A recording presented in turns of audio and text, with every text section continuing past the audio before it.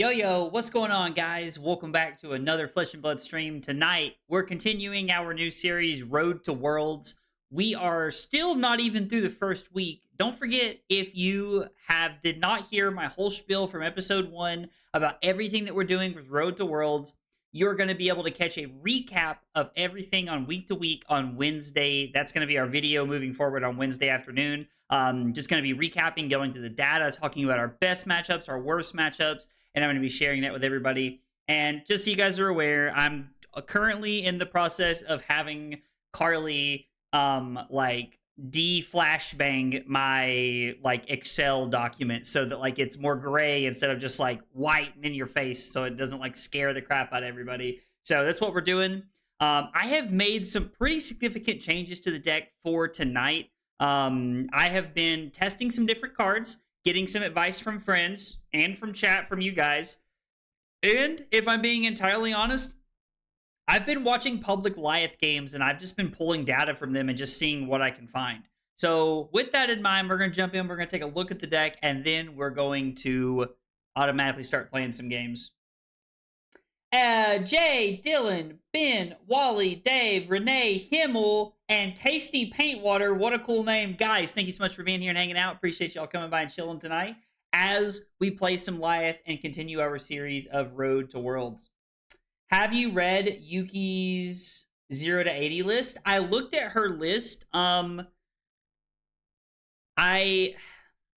don't know. I felt very conflicted about her list, if I'm being honest. I wasn't initially very impressed, and I don't mean that in a negative way. It just didn't feel like it was accomplishing what I was looking to do with the deck. So I looked at her list and I saw what she was trying to accomplish, but I don't really feel like it's in line with what I was trying to accomplish. So I have some ideas from her deck, but I don't know that playing her exact 80 is where we're going to be at. Saw your TikTok. We need an Agrablaze OnlyFans. LOL, Drew, you're killing me. Hey, Tom, what's up? Otaz, Martin, what's up, guys? Hey, it's Colin and Pedro. How are you guys?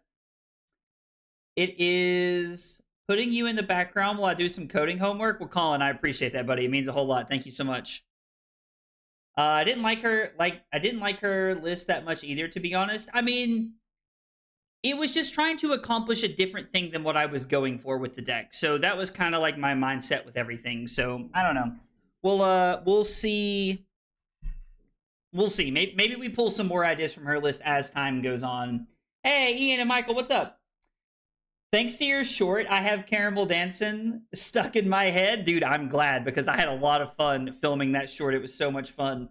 I'm going to tell you all, honestly, first try, Carly and I did that Caramel Dancing short from today that went live today. First try. There were no retakes. There was no extra anything. I felt like I was a natural doing that dance in that outfit the other day. Oh, Pleiades going to be a tough deck to crack. I agree. I was told this was the Rocker Chic stream. Who is this guy? Putting you in the background while I pack your order. Himmel. Dude, thank you so much. Guys, if you all do not know, I buy pretty much all of my cards from Himmel the Bazaar himself. I asked him if he had a link to a store or something, and he said he just sells things out of his DMs. And so if you guys are looking for a good place to buy singles, and no, this is not paid. Himmel does not pay me to advertise. Himmel's just a homie and hook me up with good prices on cards. So if you are looking for a place to buy singles from someone, shoot me a DM on Discord. I will put you in touch with Himmel. He is a great resource to have in your back pocket. That short is the reason I cannot sleep. Oh, Renee, you'll be fine. Your Pleiades cosplay was top tier. Thank you, Paul. I appreciate that. I appreciate that a bunch. When you win Worlds, your victory dance has to be the Caramel Dancing. If I win Worlds, you guys can clip this now. If I win Worlds, I will ask them if in the winning interview, they can play Caramel Dancing so that I can do the dance. Heck yeah, that's what I'm about. I love it. All right, let's let's talk about the list and things that we've changed. So I'm still on our base set of equipment here. I think the base set of equipment is very good, and I think that's all feeling very clean to me right now. There are two things I would consider adding into the deck to maybe try and help. Blade Beckoner legs, boots, whatever. I think they're called Blade Beckoner boots. They block for 1 and have guard well, but they get an additional 1 when they block an equipment. So you can block an attack for 1 and a weapon for 1, or you can block a weapon for 2 with it. I think those are pretty good into aggro matchups and something that I would consider. You know what? While we're sitting here, I'm just going to pull the cards up so I can show you guys what it is. I feel like that's probably better. All right, here it is. Blade Beckoner boots. This is what I'm talking about. So there's potential that this ends up in the sideboard of this deck. I think that there is like real shot that this ends up in the sideboard in the finished polished 80 because it just blocks so well into Syndra. It blocks well into all the assassins. It's good into KO. Like it has very, very good utility, and I like it in a lot of matchups for that reason. The other card that I would consider playing, which is a little bit more expensive, is Balance of Justice. I think Balance of Justice is too good in a KO world. Now, we're going to be seeing a lot of KO. I think we're going to be seeing a lot of KO and a lot of gravy at ProQuest season. And so those two decks both fall into the Balance of Justice, like where I would sideboard that in. Now, Balance of Justice only blocks for 1. Like, there's no way to really get around that I've found anyway. At least not that I can find, right? So Balance of Justice just fits super well, and I think it could be very, very good like KO tech to help keep us alive and to help us block on some of their bigger turns when they're getting super aggressive. So Yazi, good question. Yazi asks, are we going to be playing Quick Dodge Flexors in the deck? Quick Dodge Flexors is halved by its ability. It does not get +2. It becomes a base 2. So Quick Dodge Flexors does not work, unfortunately. It's sad that it doesn't work the way that I want it to. All right, let's take a look at the rest of the 60 that we're playing. I am now up to 24 blues in the main deck. One problem that I keep having is I keep finding myself saying, man, I wish I had one more blue because I want to pitch to Lyath or I want to have a blue in my turn. And it just keeps feeling kind of clunky at times. 24 might be like the magic number. I'm not sure. We may end up on like 25. I was like testing around with 24 the other night and it felt pretty clean to always have like 2 or 3 in my hand. So I at least 1, normally 2. So I think that having that in the deck is really, really good. Balance of Justice does not block 1 and then 1. It blocks 1. Talishar lets it only block 1 time. Unfortunately, it does not work that way. I wish it did. I wish it did. Yo, you pulled a cold foil attention grabbers today? That's awesome, Renee. You want to sell it? I'm your person if you want to sell it. But yeah, so I found that like one of the biggest issues that we're having with the deck is blue consistency. Hey, Small Town Magic, thank you so much for the 2 months of Prime support. I really appreciate the Prime sub. It means a lot. Thank you so much. Guys, if you are here for the first time and you're new to the channel, we got 3 questions we ask everybody when they're new. What's your name? What got you into Flesh and Blood? And what are your favorite hot dog toppings? If you never answered those questions, throw them in the chat. I'd love to get to know more about you. So I went up on blues because I want to be on 24 to add consistency to the deck. You'll also notice there's quite a few different blues in the deck. There's multiple reasons for this. I think this card might just be an automatic 3 of in this deck. Overcrowded in Jarl feels really, really powerful. It gets halved to 1, but if you have an aura out and your opponent has an aura out, it automatically blocks for 3, and you can activate Lyath to let it block for 4 if you want to. I mean, like, this card is just super good. It fits in super well. I like this card a lot. Just being able to, like, buff it up is so good, and it plays offense and defense as we need it to. So this is really cool. It is Aura Token. You are correct. It is Aura Token. But against like Codex of Frailty, this card is insane. So I think Overcrowded is going to be a very, very good blue in the deck. It fits very well with what we're doing. I mean, sure, it is Aura Tokens. I understand that, but still, like, it fits very well. Sometimes remember to use my Prime sub. Well, Michael, I appreciate that. Thank you so much. I appreciate it a bunch. Yeah, Overcrowded is a little pricey, but it is a very, very good card. The other 2 blues that we've added to the deck are Imposing Visage. Now that I've decided I'm going up to 24 blues, I think we want to be on Imposing Visage because it gives us the ability to play 2 steps ahead with Go Again. This seems, somebody in the comments of one of my videos earlier today, because I'm not going to take credit for this. I mean, honestly, I don't take credit for most of the changes that happen. Like, most of the changes, ideas I'm getting from other people, because the community is wonderful and people are nice enough to help me work on this. Imposing Visage feels like a better version of Trot Along, was how the person in my comment section put it earlier. That they feel like you are able to have this card, not Trot Along and 2 steps ahead, to be able to do the whole thing together. But Imposing Visage allows you to have this and any other blue to go get 2 steps ahead and then still play your attack for the turn. So I think this is a really, really good card, and it fits into the deck really well, also because it's the 3-block and it turns on Hammer, so it has some very good utility here. The Timo Supremo, thank you so much for the follow on Twitch. I appreciate you being here and hanging out. It means a lot. And then the other blue that I've added is Act of Glory. Now, Act of Glory is a 4-cost blue instant aura. Now, it does have suspense on it, which means it works with our attention grabbers, which is really nice. I was going to play blue Edge of Their Seats, but in my head I was thinking, we want to be able to get the tower effects as often as possible. And if my opponent leaves me with a 5-card hand and I have 3 blues in hand, I don't want to be stuck with 3 blue attacks.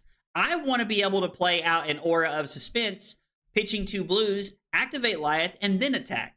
So I think this card fits really well, and as a blue, we might end up on something different. There's a decent possibility this could be something else, but I think having 3 sets of suspense auras fits into the deck really well. Going up on blues means that we have more consistency, and the variety of blues that I'm playing now means that we have more blue utility. Because one thing I noticed when I was testing is that I kept drawing like 3 or 4 blue hands, and I would be like, oh my god, all of these are attacks, they do nothing. Or I would be like, oh, I have a Terra Sunder and a bunch of attacks, and I'm not going to be able to pump this up, so I can't really like get over the top and use Terra Sunder because my opponent's going to go card and piece of equipment and it's not going to matter. Having Act of Glory, Imposing Visage, I think give us more blue. They give us more blue consistency, not only because we're on a higher blue count, but because they give us more blue utility, which I think is a very, very big part of this, which is really, really cool. So I like the idea that we have blue utility and we have blue things that work well. Plus, I think Overcrowded just makes a lot of sense in this deck. I did get this one from, I did get this idea from a friend, so I thought that was pretty cool. Looking at the sideboard, before we move to the sideboard, you will notice I'm on 51 cards in the main deck. We're on 51 cards because I think I have found a way to help sideboard more and more accurately as we're going through the games. When we play against extreme aggro decks, we have 3 copies of Fiddler's Screen, which is good at blocking daggers. It blocks low-cost attacks. It pairs in it pairs well with other 3 blocks to be able to cover up a breakpoint and then gain you some life. So I like Fiddler's Green a lot. It's one of the only natural 4 value, 1 card 4 value plays. So I like this card a lot. I think it fits in really well. We're also on 3 copies of Oasis Respite. Oasis Respite works well as a replacement for Rampart if Tunic is not up. You also have the ability to just play this off of Tunic, which I think works very, very well. Peace of Mind is the other anti-aggro card. Being able to make a Ponder token means that our Overcrowded blocks for more. It also means that we are able to play and block with more cards and play more cards from our hand, and then still set up an arsenal. Now, with that in mind, a lot of the cards we draw into, I'm pretty content with arsenaling. Most of them are not bad arsenal targets. There are a few. There are a few bad arsenal targets, but most of them are pretty okay. Peace of Mind can also be a very, very good replacement for Lyath's hero ability. So you could block with a card, pitch a card to play Peace of Mind, and then block with Rampart as well, so that you have some really good blocking utility here. So a lot of the cards that we've added to this deck, I feel like I'm using them just as good value-based numbers to be able to make the deck line up better. We also have what I'm calling my anti-fatigue package. So Bully Tactics and Sadistic Scowl. If you are playing against a deck like, let's say, Fatigue Jarl, or a different deck where you are struggling to try and close the game out, you feel like maybe we're not just all in on the go tall intimidate plan, so we don't have enough ways to close the game out. If you are able to pitch stack a Sadistic Scowl, Bully Tactics, and 2 blues for second cycle, and then keep your life total up high enough to be able to take a hit to throw that at your opponent, you're then going to be in a very, very good position. Because you're able to intimidate all 4 cards out of your opponent's hand and push through a minimum of 7 damage. If you had mites from the previous turn, if you had like a, I don't know, like if you had mites from the previous turn or like a revolting gesture, whatever you had in your hand, like that you've played this turn or played from the turn before, you could come in for more damage this way. It really just sets up on like what you're wanting to do. Like this Sadistic Scowl Bully Tactics combo is just a very, very powerful thing that we're able to put together and like do late game, which is really cool. And I think the best part is that you don't need to pitch stack multiple of them. I think you just need to pitch stack one of them to come across the finish line. That's kind of like my first thought here. We're also on Full of Bravado. One of the things that this deck struggles with is like, let's take the Tower card. Cut a long story short. Cut a long story short is a... Oh, hey, let's go. Saint Havoc, thank you so much for the 9 months of Prime support over on Twitch. Thank you so much, Havoc. I appreciate it, Zach. Thank you. Hey, let's go. Also, Pyronic. I always like look at your name and feel like I'm going to have a stroke saying it. Pyronic, thank you so much for the Prime sub as well. I really appreciate that. It means a lot. Yes, that is why I wanted Peace of Mind, Samuel. You are 100% correct. Seeing Peace of Mind outside of Fatigue Oldhim is wild to me. It's so funny that you bring that up, Colin, because I have a... Let's get it over here. Not a Peace of Mind sitting on my desk. But Peace of Mind sitting on my desk that I shuffle all the time. Yazi_IPG. Thank you so much for the follow on Twitch. I appreciate that. Thank you so much for being here and hanging out. Okay, so Full of Bravado does not block well, but it does if you have an Aura of Suspense, which we're on 9 of. When you block or attack with this, you create a confidence token. Confidence tokens are basically like evasion, is the best way to think about this. Oh, excuse me. Having this evasion allows us to push through like tower effects. It allows us to push through like crush effects. It allows us to push through the on-hit effect of spew obscenities. Is that what it's called? Yeah, spew obscenities. So Full of Bravado sets up to where we can put a suspense aura in play. We can block with this or attack with it, set up that confidence token, and then we can try to set up a tower effect so that our opponent can't block. So we're basically using like pseudo dominate to push through our big on hit effects. Because one of the biggest problems you'll have into Fatigue is that when you do get a tower effect online that matters against your opponent, they're going to block with their whole hand and then take like 3 or 4 damage, which is like fine because you got tempo, but you want to be able to like really push through damage. And Full of Bravado, giving you that confidence token, sets up very, very well in the late game to be able to close the game out off of something that could be for like 10 or 11 points. So I think Full of Bravado is a very, very good card and fits into the sideboard very well. Sorry, make a note here so I don't forget. It's so much easier to like pull these for like shorts when I like remember to write them down. Heading back to work. Have a good night. Well, Yazi, I appreciate you coming by and I appreciate the follow. Usually catch you on YouTube, but I remember I had my Prime set up. Well, thank you so much. I appreciate that. Have you not considered the new boots that make a confidence token if you have an Aura of Suspense? Are you talking about the ones that you pay 3 for? Colin, is that the one you're talking about? Electrum, what's up, buddy? What do you think of the new Fable? Happy, I think that Authority of Atai is very good. I don't know that it fits well into this deck, but I do think it's a very good card. I mean... Maybe we play, I don't know, like maybe we play 2 Full of Bravados and we play Authority of Atai in the sideboard, but I don't know. I have also cut Battered, Beaten, and Broken to be able to play Spew Obscenities. Taylor and Sam described Battered, Beaten, and Broken as a win more card. So a card that like when it's online, it feels very, very good. And if you're able to hit your opponent with a Battered, Beaten, and Broken when they're playing an aggro deck, it feels very, very good because you're able to play offense and defense at the same time. I do think that Spew Obscenities might be just a little bit better because it's an on-hit effect that your opponents don't want to block that often. And if they are blocking this and if it's coming in for like 9, then it feels very, very clean. So I do think that this card probably has a little bit better value. So I don't know. We're gonna see how it feels tonight. This is where we're at. This is what we're trying. I heard somebody mention Base of the Mountain earlier. Base of the Mountain does not work like you want it to in Lyath. Unfortunately, it gets reduced the same exact way that other things do. So we don't know what Silver Age is yet, Renee. My speculation is that it has something to do with Project Blue, but we don't know entirely, to be honest. Overload. Hey, what's up, Kit? Overload could be something to like really think about, Cheng. I kind of like that. I'm playing Lyath at Silver Age and deck is broken. Ooh, interesting. That's fun. Yeah, I think Peace of Mind is very, very good, Prince. I think it fits in really, really well. Oh, Silver Age is the official name for Project Blue? Ooh, interesting. I didn't know that. That's kind of cool. Thanks for letting me know, Bosun. Setting up a tower card, you likely have an Aura of Suspense ready to go. And if you're setting them up into defensive decks, you can possibly save an extra blue to make the confidence for next turn. Okay. I'll have to look at the boots to make sure, but like I see where you're coming from. I see where you are coming from, Colin. Okay.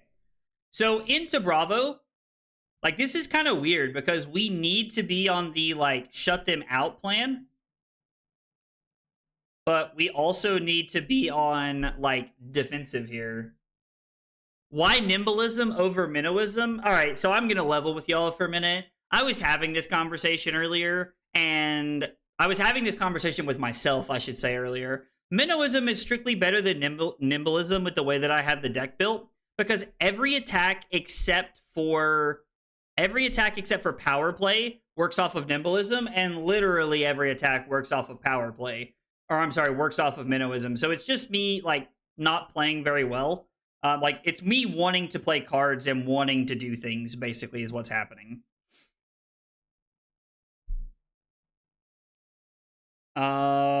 Okay. They're playing Sledge. Interesting. I kind of hate that our turn is like not super great here, but we are setting up 4 Might tokens, which is pretty cool. I saw Taylor posted their first take on the meta, and they rated pretty low. What's your take? When you're asking that, Verum, what do you mean? Like what are we referencing? Is what I would ask. Test of Iron Grip and Bravo actually makes a lot of sense if you build the deck correctly. Or it's wildly greedy.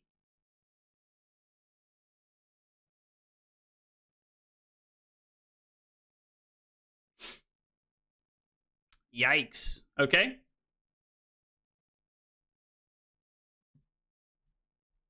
So this is for 11.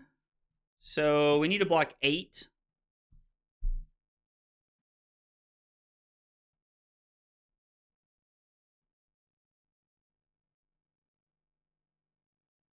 Three, 6, 7, 8.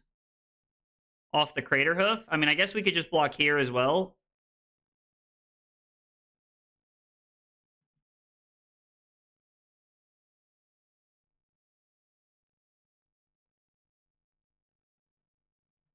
Yeah, I think this is fine. Like, we're just going to get to block quite a bit here. We have the value play that we're looking for later of, like, the pitch stack combo. So I guess we're just going to try and play defensively here. Oh, yeah. Oh, of Lyath? I mean, so my God's honest, like, not pushing an agenda, like, opinion, which I don't do, but, like, I think some people think that I do sometimes. My God's honest opinion of, like, what I think of Lyath so far is that the first week of ProQuest, he's going to do essentially nothing. Like, I think he's not going to have a very good showing. I think that the deck is going to feel very awkward to most people.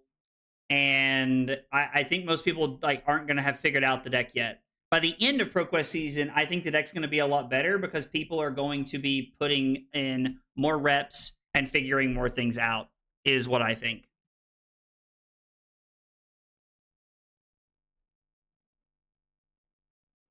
I think confidence at the beginning of my turn. So I think what we're gonna do is we're just gonna save the Quicken token for something else. I'm gonna put this into play now so that they can't pummel me.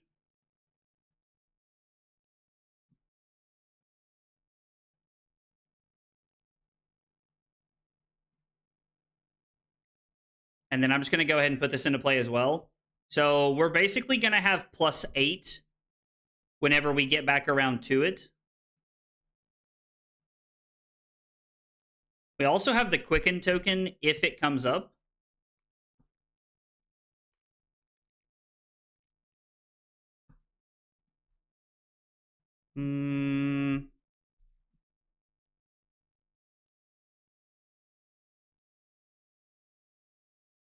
Target equipment they control. So this is not great. I'm kind of thinking that we're going to block with Skullcap and we're going to block with Rampart. Hey, Damien, what's up? The Confidence Boots would be very good here. You just pay 3, right?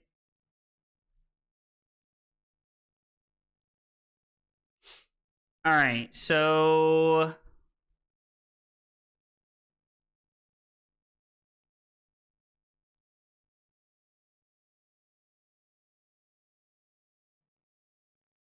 it's this, Nimblism, this into Hammer. I guess we just rather put this into play, right? I think we're going to force them to have the pummel here.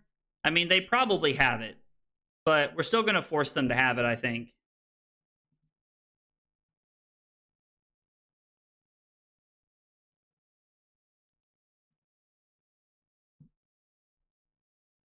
Okay.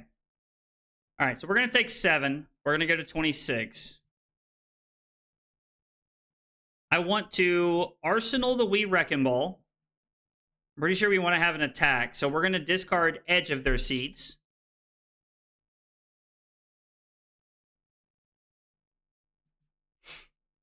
If we discard Edge of their seats, I get to go Cruel Ambition, Nimblism, go again into Hammer, and then Arsenal the Wee Wrecking Ball, and they're going to put a counter on my Rampart. Like, that's the most obvious thing here. So it's just an action that just makes one. I feel like this deck is going to be a beast. When it gets figured out, I agree, Carl. When it gets figured out, I agree very, very much.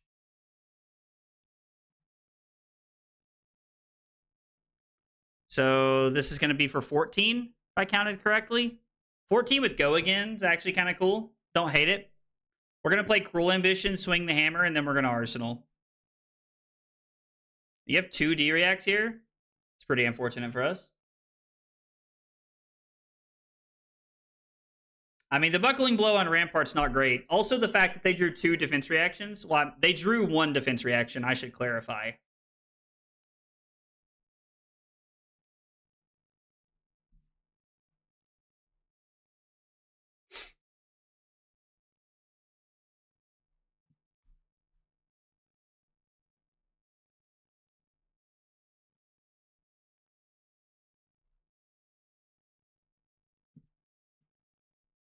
We're going to Arsenal the Wee Wrecking Ball.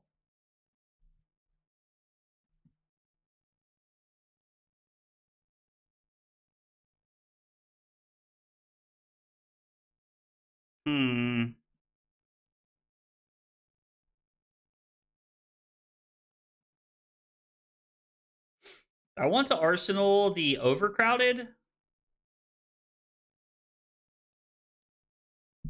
I don't think so, right? We're more interested in just playing this out this way. If we had Tunic up, we had a pretty cool play line we could have done here where we could have put the Act of Glory into play as well. I think we're just going to go ahead and throw the Short Shrift here. This has some pretty decent value coming in for 13. Gravy is still one of the best decks in the format, guys. Like, yeah, 100%. Damien's correct. The fall of Gravy is 1 billion% overrated. 1 billion%. Jonas Neves. Hope I said that right. Thank you so much for the sub on YouTube. Appreciate you being here and hanging out with us. Means a lot. Opponent's drawing very well-timed defense reactions here. Unfortunate for us.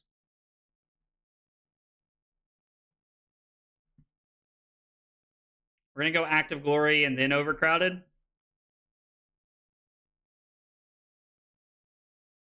We can just intimidate this card out of their hand.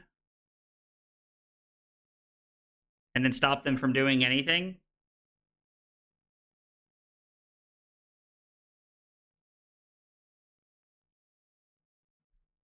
Feels pretty good to me. They wasted their Tunic counter here.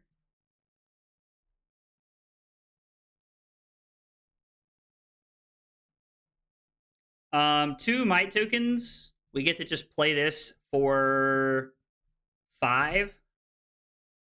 It's not the best thing in the world. I mean, it does demand a card, technically. Gravy required a really good player beforehand. It just requires an even better one now, in my opinion. Oh, this feels bad. This is like a Crippling Crush or something. We're in a bad spot. This is the deck that I think is being slept on, if I'm being for real. I think this deck's being slept on.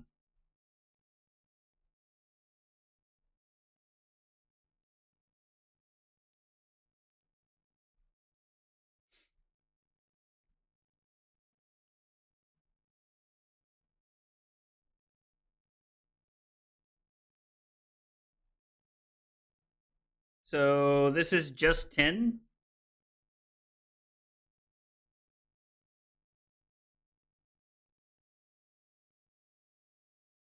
I mean,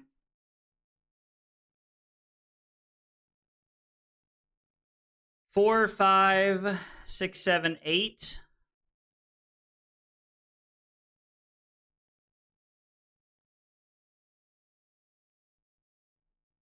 Blocking with Rampart doesn't really do anything.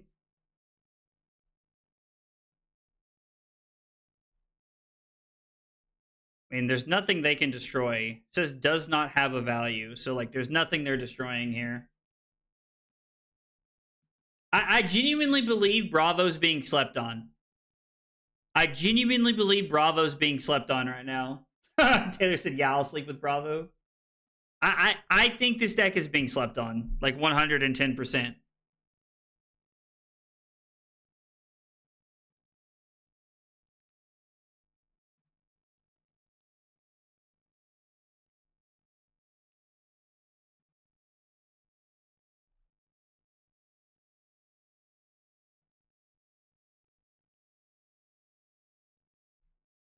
Well, looks like I'm lagging. 6, 7. Why? Because I think there's a lot of good tools that Bravo got.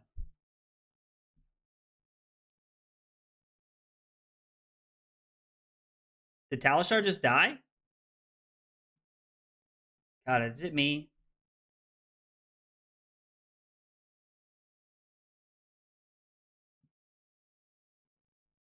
No? Stream's still going. Hey, Happy Force, I'm sorry I just saw this. Thank you so much for the kind words about my content. I really appreciate that. It means a lot. Yeah, so like the stream seems fine. What's going on with the... Okay, that was weird. All right. Yeah, so we're going to throw this in Arsenal the Revolting Gesture. And then this is going to be 12 with Confidence, which means it's only 2 cards. So the most they can block is 7 if it's a card in a defense reaction. And then they're forced to discard a card, and they can't throw Sledge at me or anything. I'm telling you, I think Aura Bravo is actually being slept on. Now, like, our opponent is playing like Test of Iron Grip. I think that's kind of wild. I don't think that's correct. But I do think that Aura Bravo is being slept on 110%.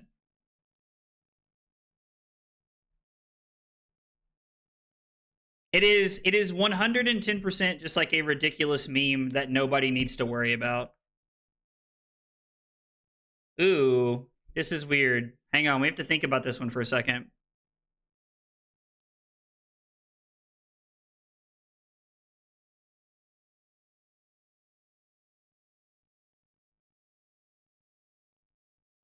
So overcrowded is not looking very good here.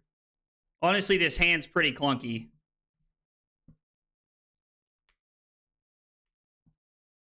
It might fit into Valda, but it's basically a Victor card, I agree. Yes, the new auras from Super Slam, I think, fit into Bravo very well.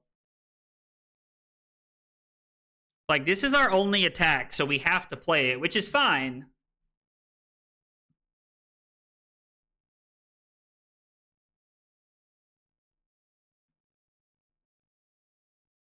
All right, I think we're just not going to Arsenal anything. I think is the best play we can make here. I don't know. This feels very clunky. Like, again, we have a blue, so, like, this works a little bit, thankfully. So we get to attack for 10 here, which when our opponent's at 22 is fine. Now, they're going to crash in with Starstruck and take a lot of tempo back here, so we have to be careful. We're going to go Nimblism, leave them hanging, then Sadistic Scowl.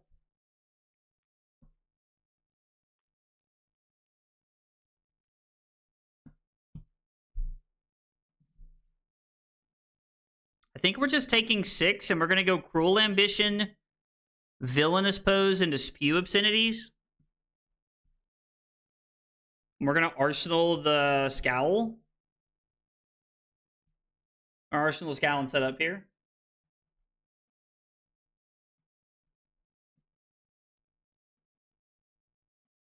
Could this have been a hammer angle? Wait, what? Are you saying we should have thrown the hammer over that? I mean, I guess overthrowing the attack might have been better.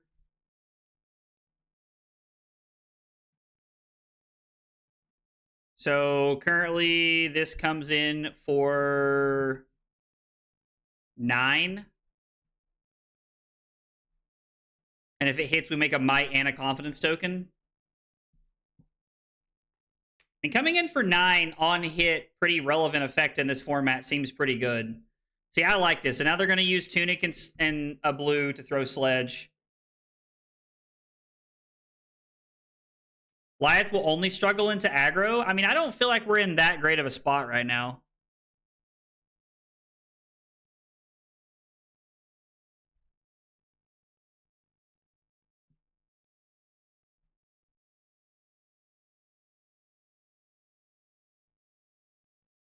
Seven, 3, 4, 5, 6, 7. It would require them to block with the rest of their equipment.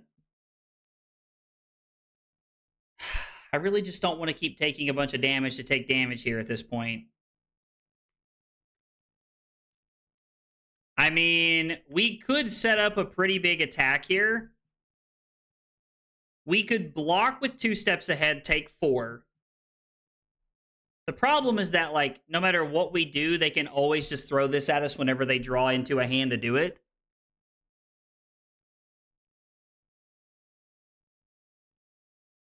I'm thinking we're supposed to go for the Terra Underplay. Because it's 2, 3... It's 8, so it requires Tunic and everything. Yeah, I guess this is fine. If Victor had the reviled card pool, I mean, probably not, right? Because a lot of the cards are designed specifically around what we're doing here.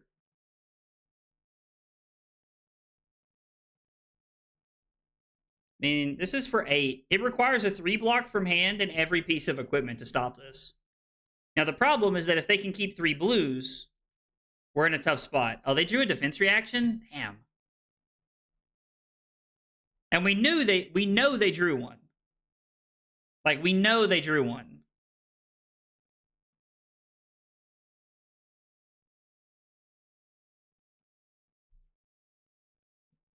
Not that not getting Tunic's like the end of the world or anything, but... Yeah, and now our entire turn's like done for.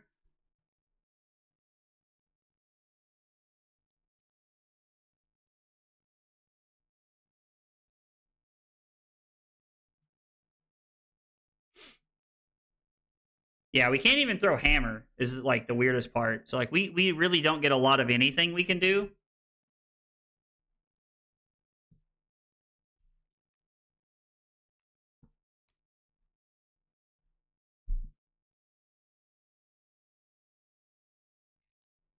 Block 3, take 8, and then we're going to pitch full Bravado to activate Lyath. We're going to pitch Spew Obscenities. Or are we just going to block 2? The Reviled card pool does not clash well. That's the biggest issue.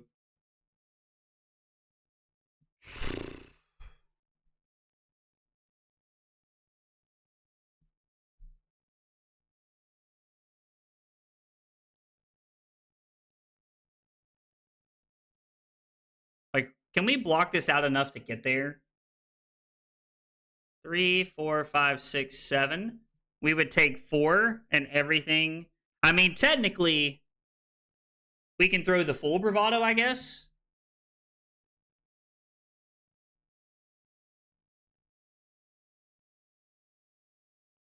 Has to have, with base, greater power.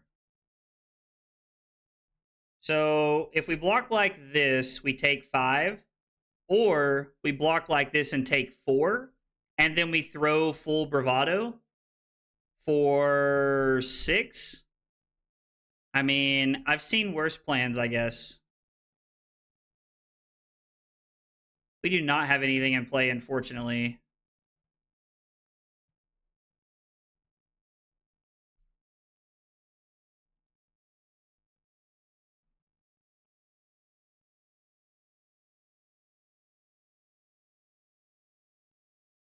Yo, what? We only took 4.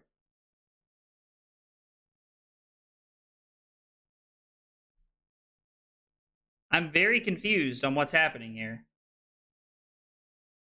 This has 5 base power. We took 4 from 11 to 7. I mean, but everybody keeps telling me that this does not count because when it's in play. Like when it's in my hand, this doesn't count. Right, but it doesn't cut it in half until it's in play, which means the base power of it in my hand means it's in my hand. It appears like, so it stops it from being played? Well, that's very unfortunate. I mean, not that it really matters, but...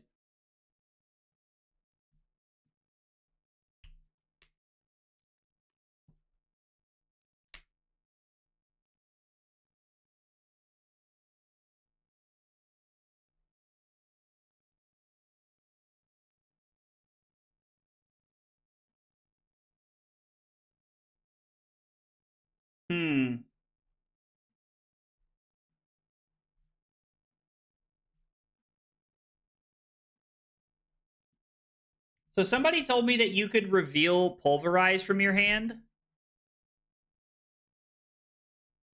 And it worked, It wasn't like... We don't control an Aura of Suspense, so blocking here doesn't matter. If we block like this, we take 3, go to 4, and then we do have the ability to buff everything. Ugh. This does not look like it's going well. I mean, missing out on the full of Bravado for, 8 was, or 6 or whatever it was pretty unfortunate.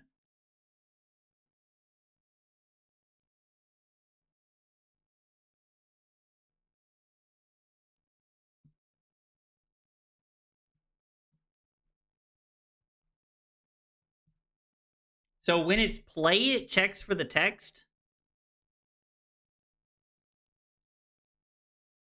It's so unfortunate that it works that way. I thought we found a way around that.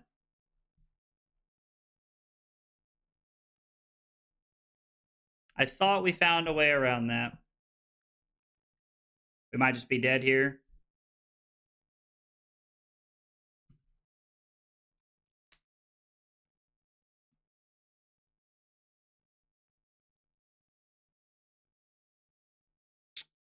I do believe we are DED dead. Because if we block 3 and then activate, we still take 4. Yeah. Unfortunate.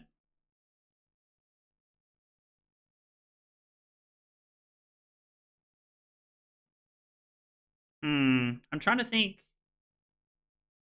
What went wrong? The test of Iron Grip didn't matter.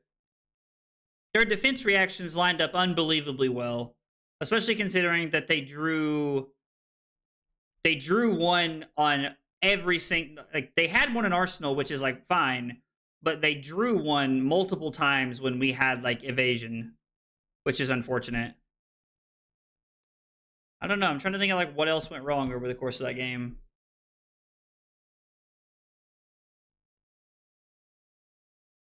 Like the batter to a pulp was fine.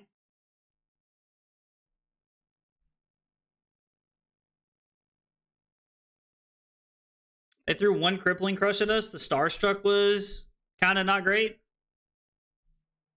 I don't know. Like, I feel like we even played patient. We blocked, we set up, we waited for our turns, and it just never came together. I don't know. If anybody sees anything like glaringly that like what wrong, like, then let me know. I'm definitely like, I would like to look at like, I'd like to hear your all's opinions on what went wrong. We did go first. That might be a big part of it. Maybe we wanted to go second. We lost that game.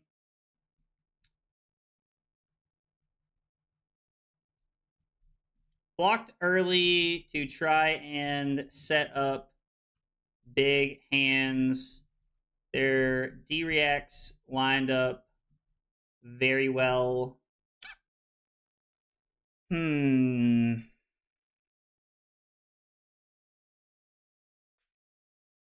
to think of like, I want to write down more than like their D-reacts did well, like because it's like we didn't just lose the game because our opponent drew defense reactions. That's not how Flesh and Blood works. Why did we lose that game?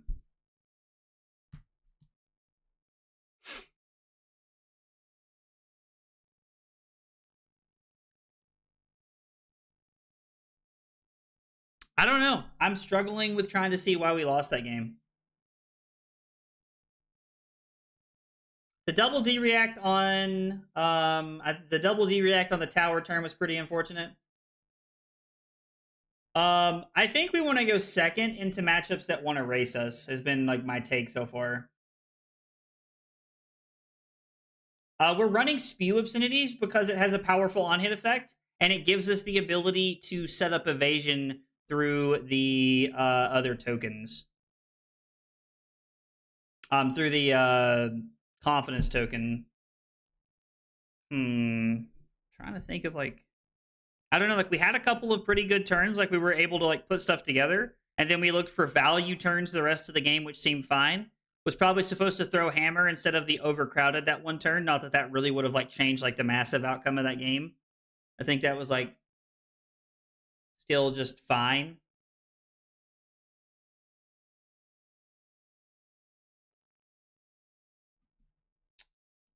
Wasn't able to really take off of offense at any point.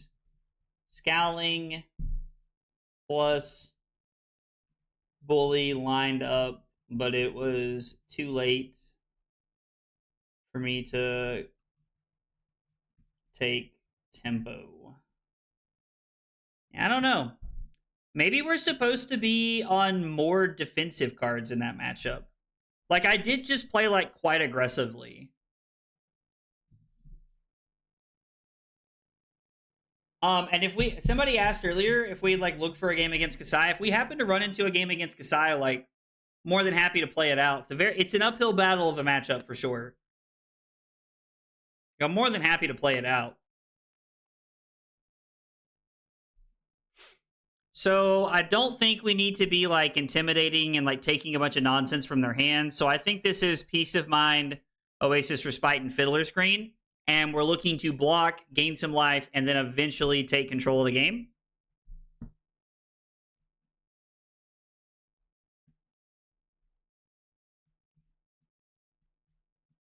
So we're going to go get...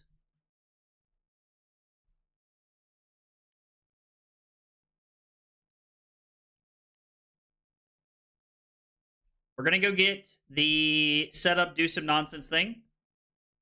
We're going to make a Might, and we're going to Arsenal the Villainous Pose and pass here. I mean, I think the more, like, I think you need a version of the deck that can play defense very, very well. 110%. And that game maybe turns out different if I sideboard differently and play that matchup differently.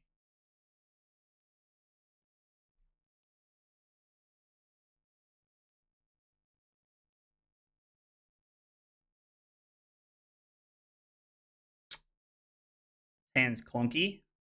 So we get to go leave them hanging in response.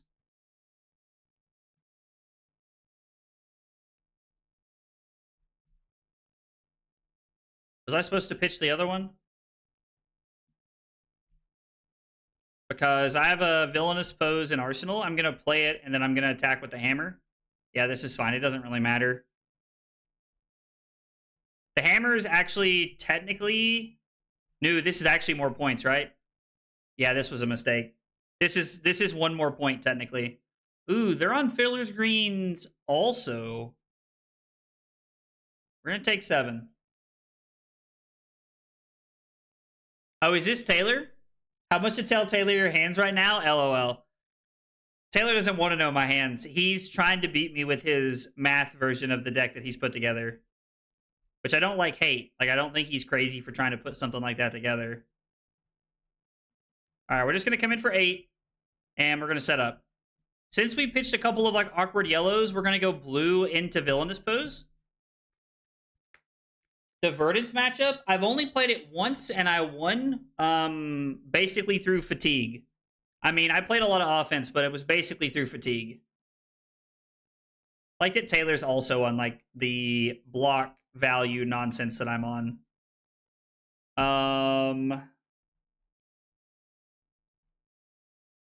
This hand's very clunky.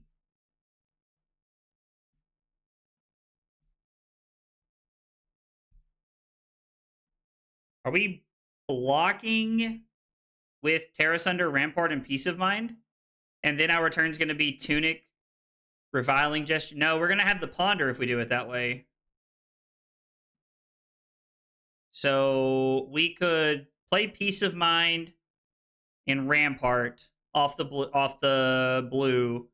Put Edge of Their Seats into play. No, there's not a great way to do this. We have to block with this. We need a 0-cost attack here. I mean, this is fine. We're going to set up a Might token, too. I'll be very judgmental as I'm loving Cheeto, LOL. Everybody loves the new KO. I mean, Taylor's put together a version of the deck that seems pretty cool.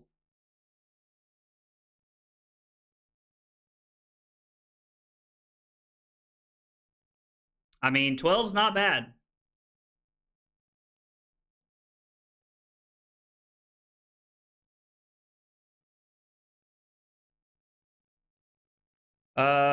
Two.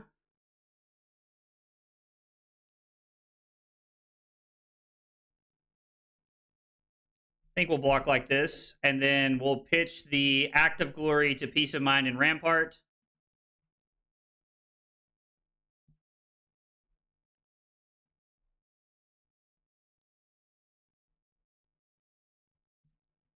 So we're going to end up taking 3 in this exchange.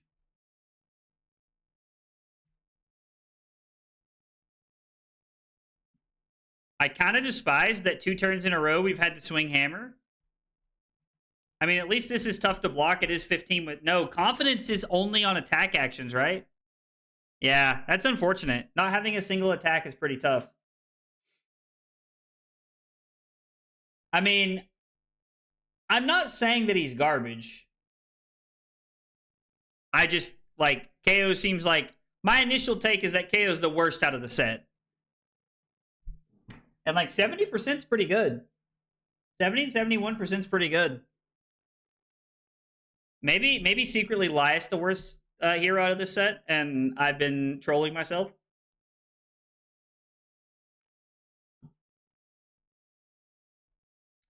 Well, that sucks. Steal Victory is pretty sad, because you can take my Ponder token. Yeah, I mean, it makes so much sense. Vapor Scene? I mean, yeah, you just get to play all the normal D-React stuff, like take 5 down to 29. Okay.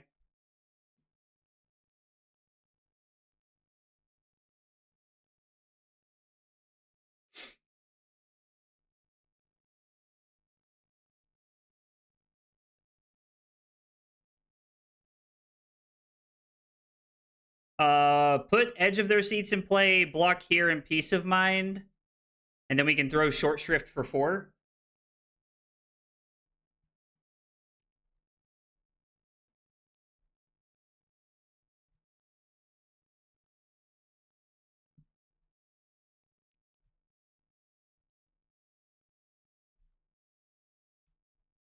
We could also just Arsenal this. I think I like that just a little bit better.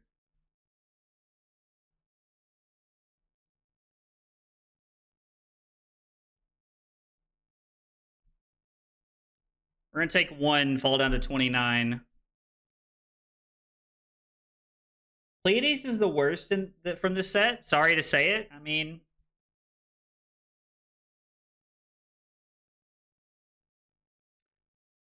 maybe because of the Ponder, I'm supposed to not block with that and put this into play. We could also just attack with this for 4. But, like, this has more natural value.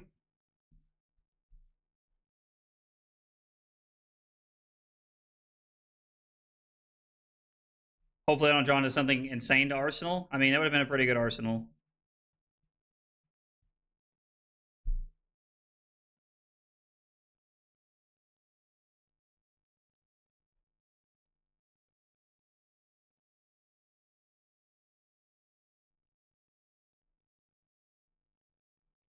Still a card here. Kind of forced Taylor's hand to be a little weird.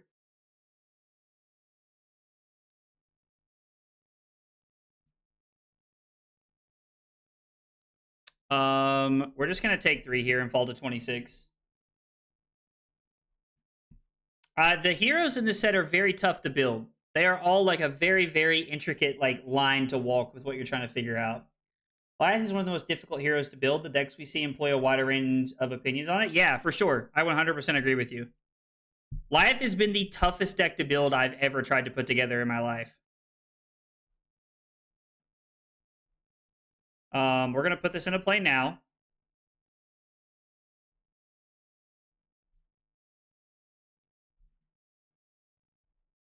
We're going to play Cruel Ambition. And we're going to Arsenal Oasis Respite and set up here. Spew Obscenities is looking really good. We can block with Peace of Mind and Oasis Respite. And then we can go Cruel Spew and then Arsenal whatever we draw.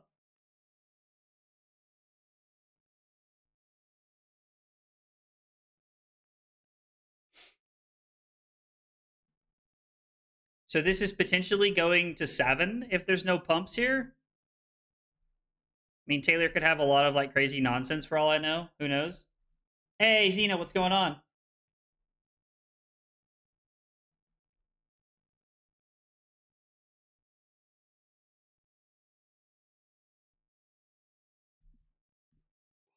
We'll grant myself Respite. Target this thingy.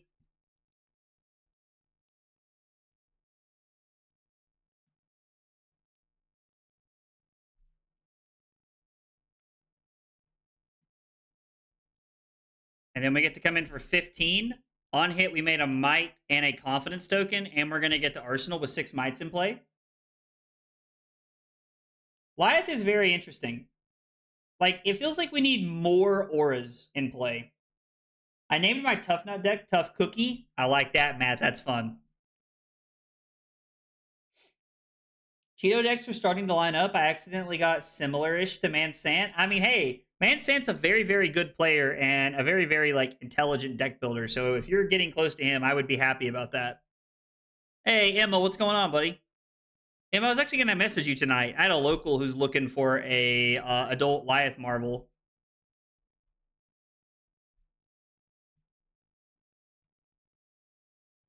Taylor goes to 32. Arsenal overcrowded. I mean, it does have ambush, which is pretty cool.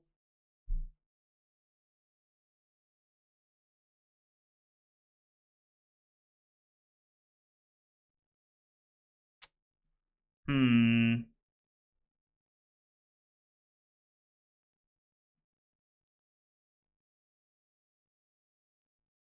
I think we're just going to attack with this again. We're going to give this +1, and we're going to put Active Glory in play, and we're going to overpitch the Oasis Respite here. Already sold it? Oh, dude, no worries, man. It's not the end of the world. I was just going to, like, ask, like, if you had one. If you still had the one you were looking to get rid of. Are we supposed to leave this in hand? I don't think so, right?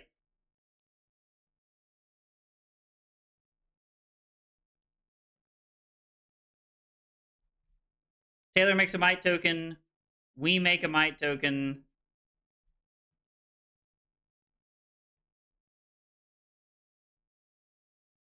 We'll put Active Glory into play.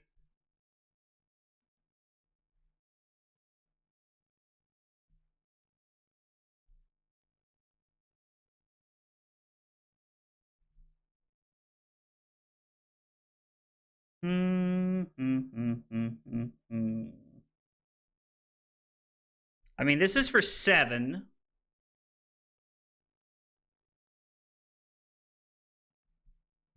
So we could take all of this value off the board right now.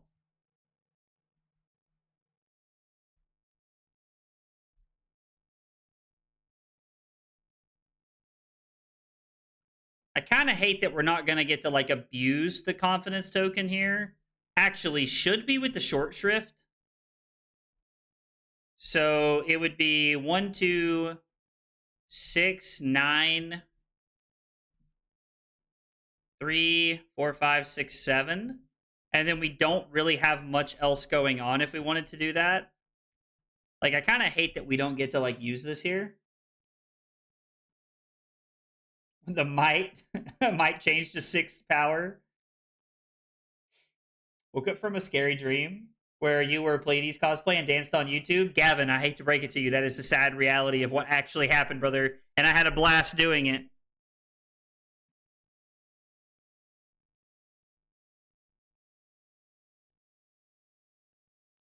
One, 2, 3, 4, 5. I hate to give up this value here.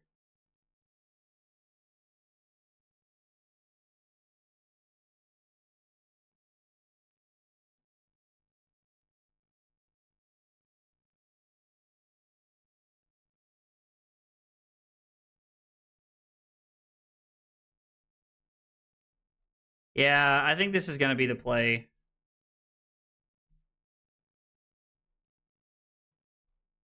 We're going to pitch Overcrowded. We're going to block 7. We're going to gain some life. Is that all 3 of the Fiddler screens? No. Playing with little boys in spandex, I see. God, that's so funny, dude. I mean, I guess technically we could make this come in for 6 if we wanted to. I think we have to, and we're just going to have to Arsenal the Escalate Violence. We can play it for quite a bit of value.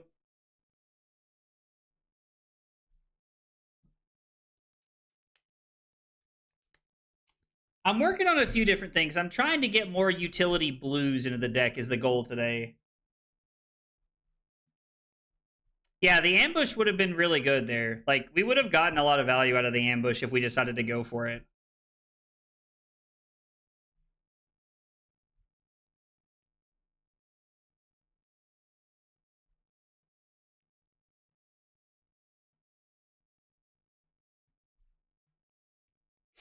So, question, can he...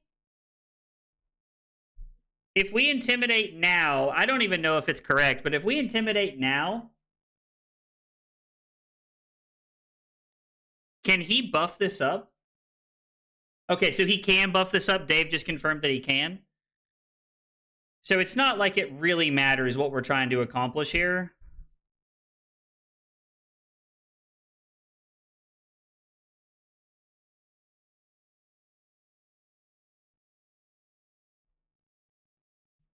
I mean, we could put this into play and do the whole tower thing.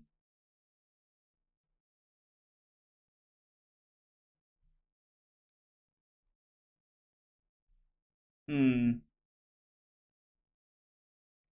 interesting. Okay.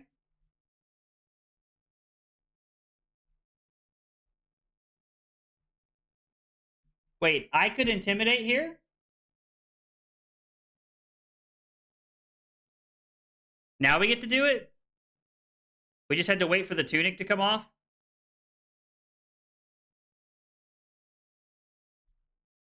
Okay. If I block 3 here, I have +8.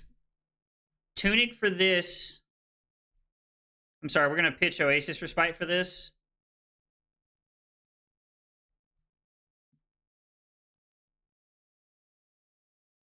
We're going to block like this. This is what we're going to do. But Dave just said he could do it. Yeah, we have to do it in response to the tunic, is what Dave's telling me. Not the other way around, because if we do it, he can do it in the layer step, is what I'm being told. Oh, that was wrong. We should have used tunic here instead. It's fine.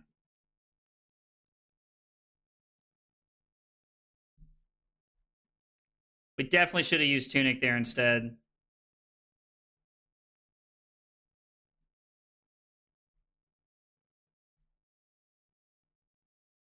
So we get to basically take Taylor's entire hand here. Taylor's going to steal our might token for no value, which is fine. And then defense reaction. Yeah, Taylor takes 2.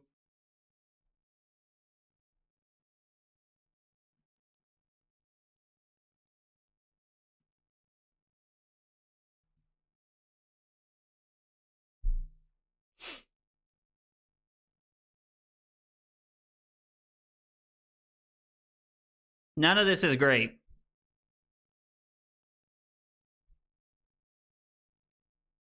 None of this is great.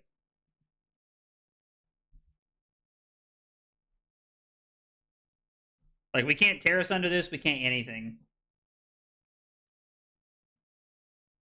Yeah. We can do it in response to the tunic, but we had to wait until the tunic came through.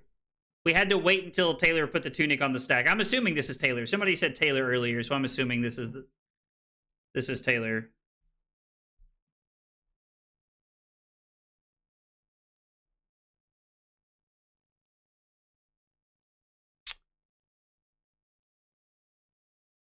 So pitch a blue for terrace under.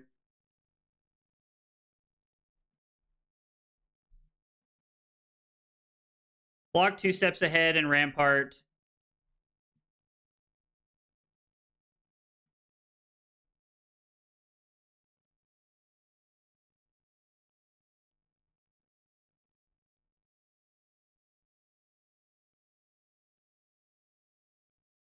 We can terrace under this, right? Taylor has about 20 Talishar names, is like what I think is so funny. So this is going to be 7. So as long as this is not a defense reaction, we're fine, right? Or I'm sorry, this is going to be 8. So we just need Taylor not to have a defense reaction here. Yeah, so we're going to try throwing the Spew Obscenities here.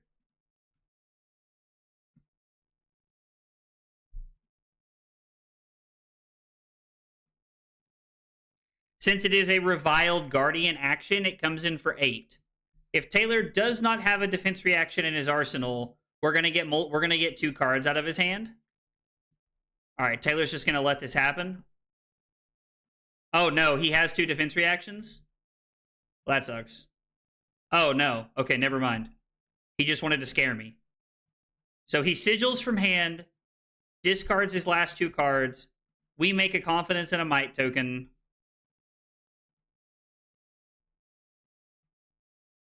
And, like, I don't know what to do about these hands. Like, these are the hands that I genuinely don't know what to do with.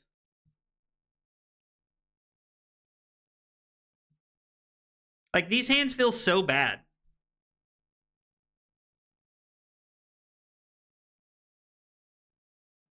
These hands feel so bad. Hey, Full Blazing, what's up? Cry? Yeah, that seems accurate, Emma. We're just going to pitch the short shrift here to Lyath.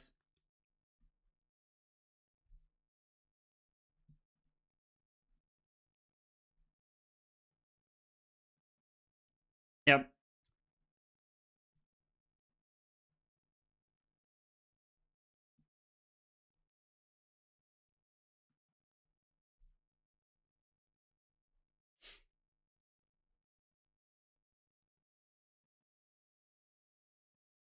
So 1, 2, 3, 4, 5, 6.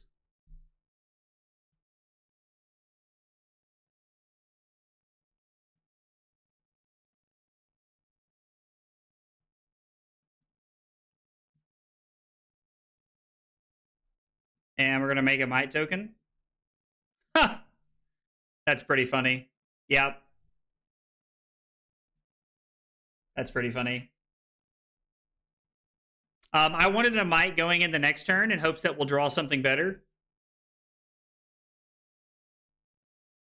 That's so funny. So 2 might tokens, revolting gesture into Wee Wrecking Ball for 8. Hey, Dub, thank you so much for the 15 months of tier 1. Dub, thank you so much, man. I really appreciate that. It means a whole bunch.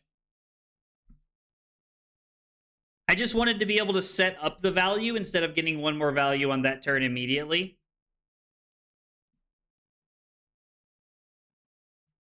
Blocking... Oh, he needs to stay up on life so he can Mocking Blow us here. Is what was happening here? Let's freaking go. Yeah. You love to see it. Hey, let's go. CK Hurley. Thank you so much for the follow on Twitch. I appreciate you being here and hanging out. Guys, if you are here for the first time, you're new to the channel, we got 3 questions we ask everybody when they're new. What's your name? What got you into Flesh and Blood? And what are your favorite hot dog toppings? Tell me about yourselves. I would love to get to know you guys. Yeah, this is fine.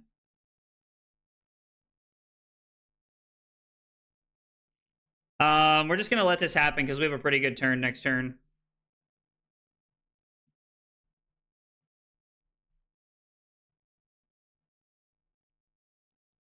So it is Villainous Pose. Villainous Pose. Into Wee Wrecking Ball for 12. And we're going to activate Lyath. When KO's doing his thing, I completely agree with you. When KO's doing KO's thing, Mocking Blow is insane.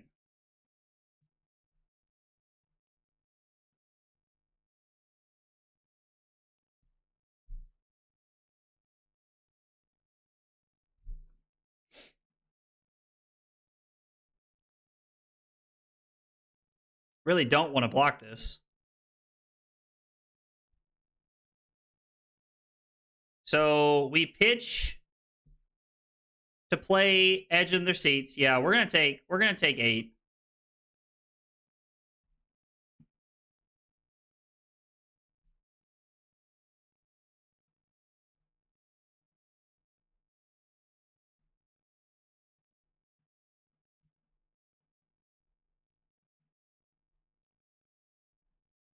We're gonna come in for 7 and force 2 cards into Taylor's hand here.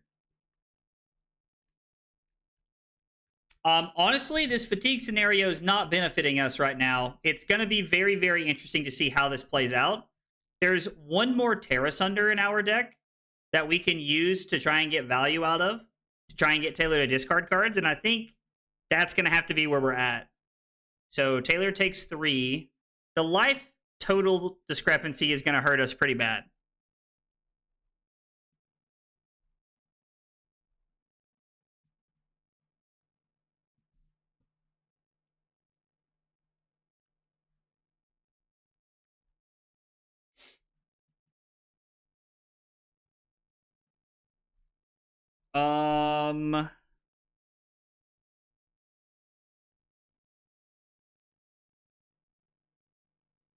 We have 2 steps ahead left in the deck. I know there's 2 out here. No, they're all gone. So we have to find what's left. There are 0 copies of Leave Them Hanging. I don't think there are any copies of the 3 for 5. Edge of their seats, 1's in play. I can just sort. I keep forgetting that I can just sort. So we don't really have anything to like search for. We can go get the 4 for 6. I can pitch a blue. We could let this pop. We could use Imposing Visage and Tunic to be able to search for something. Like, we can use Imposing Visage to go get this. So we have to pay 7 to be able to get this.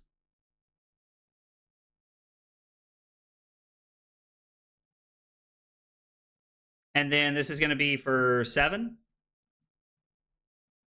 Hey, what's up, Mello? It's possible, Bryce, that we need to be above 60. Like, in the deck in general. Not just, like, in this matchup, but in the deck in general. I mean, we're losing on life, but we're pretty close on cards right now. Taylor just has more of these 2-card value plays worked into his deck.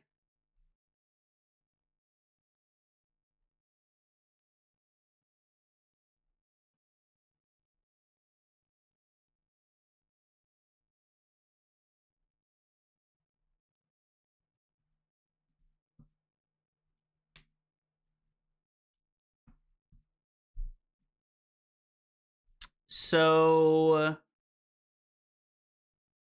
we can block effectively 6 and take 2 to 10 off of 1 card. And then we can put another Act of Glory into play. I would like to set up a power play, though. Maybe we're better off to block with... Maybe we block with an overcrowded Rampart and play Oasis Respite. No, because, well, we technically have 1 floating if we do that, right?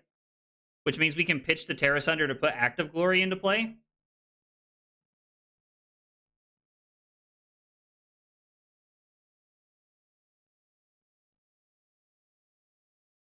Because we spend 1 here. Pitching overcrowded. We play Oasis Respite, targeting ourselves. We target the swing big.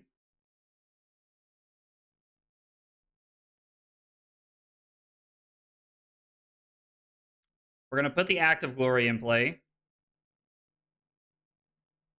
We're going to Arsenal the power play on our turn.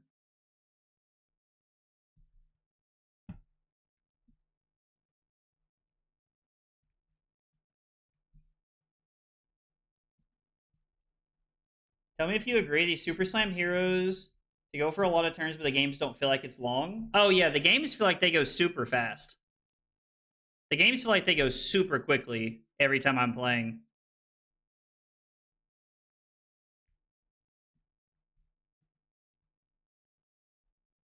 Go get a big bully from outside the game.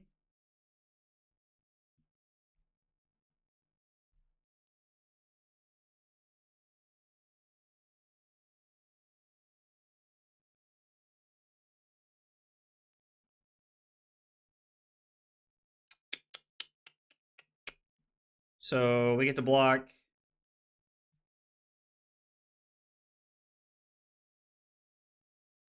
I do not get to block with Rampart.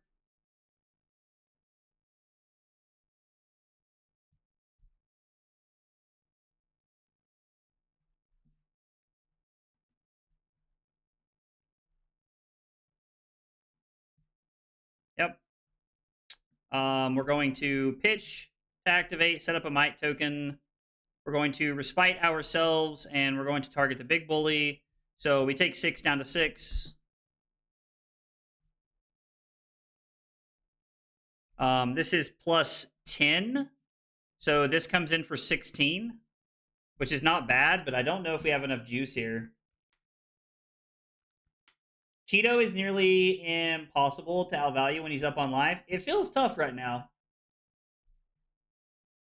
I think we can pressure more if those show up more frequently. 2-card hands. Yeah.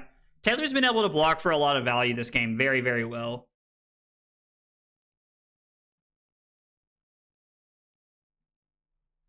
Taylor's going to go get another card from outside the game. And see, like, now, like, we're all attacks the rest of the way.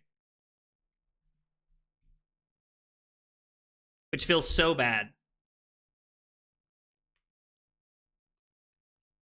I either need to be more conscious about how we're stacking, or I need to be on less blue attacks. I mean, we could cut something like Goon B down and play like Booze or something if we needed to. I'm playing Bully Tactics in my sideboard, not in this matchup. Oh, yeah. KO Armed and Dangerous is very good, Gardana. Gardna? Oh, sorry, I said that wrong the first time. Yeah, Gardna. No, it's very good hero right now.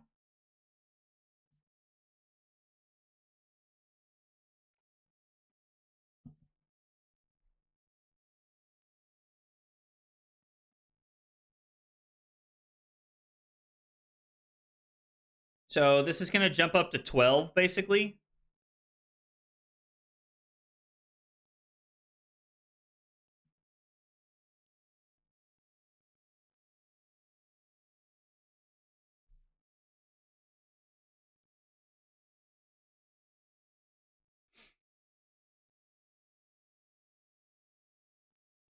We go to 1.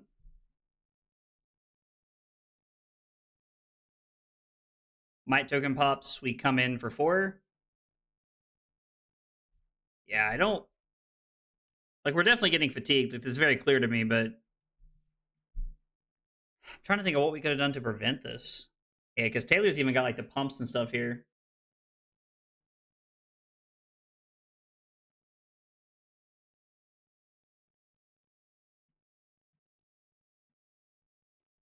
One, 2, 3 is 5. 8.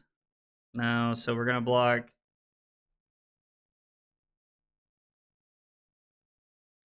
3, 6, 9, 10, 11, 12. And then even if nothing else, Taylor's just throwing Colossus the rest of the game. Yeah, I'm just going to let this hit. Man.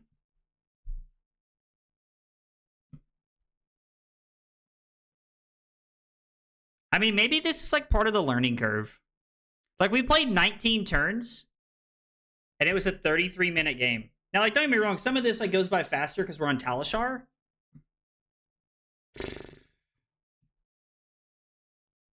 So it's kind of funny because I feel like I made the opposite mistakes in our game tonight. So in the first game against Bravo, we brought in Sadistic Scowl, we brought in Bully Tactics, and we tried to play like the go around you, like evasive aggro deck. And then against RKO, we got blown out late game because we weren't able to have like this powerful late game setup with Sadistic Scowl and Bully Tactics because I brought in the aggro package.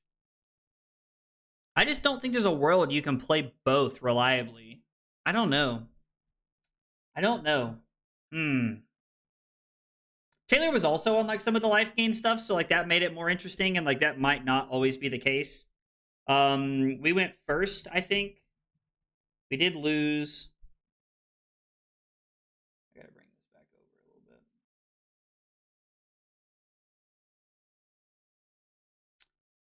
bit. Let's see. Brought in aggro defensive package to stem the bleeding and look for big turns. Was able to have a couple of good turns, but not enough to get there. Would have been fatigued if played out. Man, I don't know.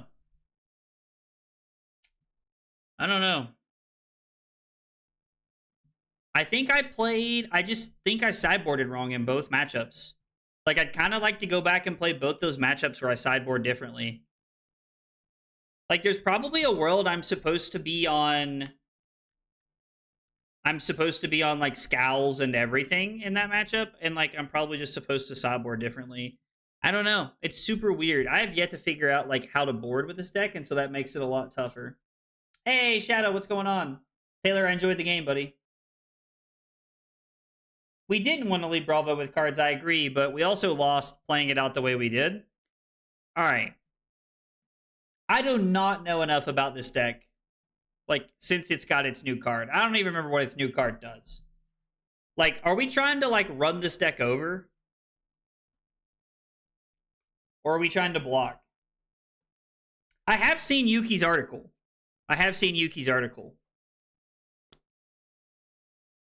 And, like, I read, like, I looked at her list, and, like, I was reading a little bit about what she said, and, like, I don't know.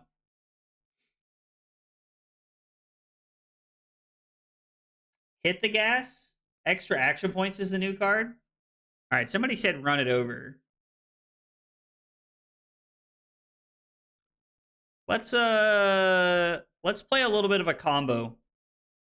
Let's play a little bit of a combo of both sideboard plans and see how it feels. They're on Hanabi Blaster.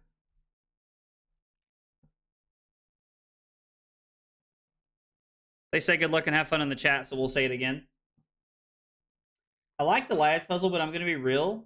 There are some pretty glaring holes. 100% agree. There are some pretty glaring holes indeed.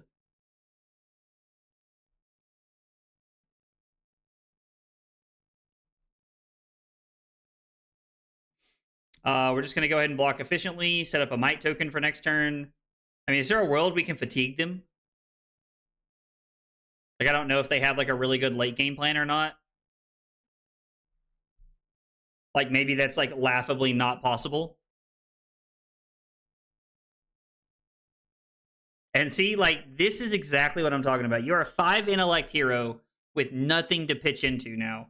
And so drawing, we just drew into garbage. Feels bad. So we're just going to throw 4 for the Wii Wrecking Ball. The more I played Lyath, the more I think he's just a 4 intellect hero with more card selection. Okay. Would you want to play Fire Breathing? Could be something that we could try. And, like, we're just going to try and, like, kill him that way.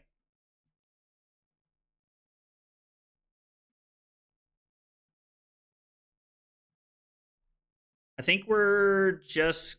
So... We need a blue to be able to play the Escalate Violence. So we want to go Cruel Ambition, activate Lyath, Escalate Violence, and then we're going to try to hit him with the tower. So I'm going to no blocks here. And then we're just going to play the Oasis Respite. We're going to Respite ourselves. We will pitch the Goon Beatdown.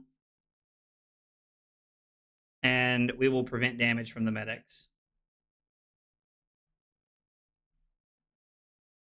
I don't know, like, is Snaps any good?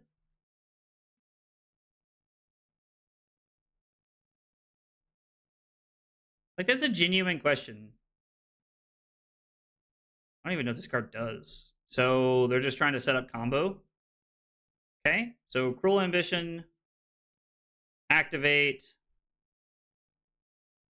Escalate Violence. So we only come in for 2, but we do make 7 mites, which means if we have the ability to keep a blue and a pump, we need a blue and a pump, and we can Crater Hoof this for maximum value. I think going wide is also incorrect. I'm very concerned about playing Snaps. Like, it seems like going wide is not where we want to be at.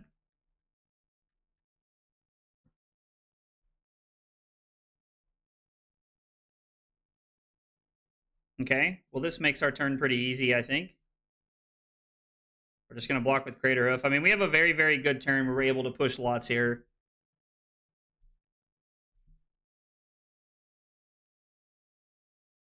This is a good damage turn. And, like, this is what we want to be doing. This is an ideal turn for Crater Hoof. Fast and Furious looking pretty good here. More like 7 likes on the stream. Hit that like button, people. Donald, thank you, buddy. I appreciate that a whole bunch. Oh, I have to tell you guys, you guys will probably get a kick out of this. I went to work. You know, today's Monday, so I went to work today. And I was in... I have to show them 4 cards. You cannot have my blue, friend. You cannot have my blue, but you can have one of the others. And So yesterday I tried to take like the nail polish off of my fingers before I went to work today. Do I just block with Rampart now? No, they have another thing in their hand. I need to keep the blue, right? And so I was trying to get the fingernail polish from like Saturday's stream off last night, and like I could not get it off the corners today. And I'm sitting there, and somebody was like, "Are you bleeding?" And I was like, "No, that's fingernail polish." And they were like, they looked at me like I was crazy. It was hilarious.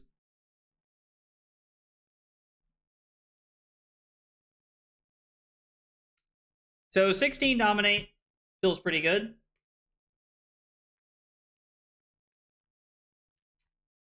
Had some 9 react sigil fillers. Green Jarl joined me. Gotta hate these garbage decks. LMAO. They irritate the F out of me. I hate fatigue. I mean, that's probably just the best way to play Jarl right now, right?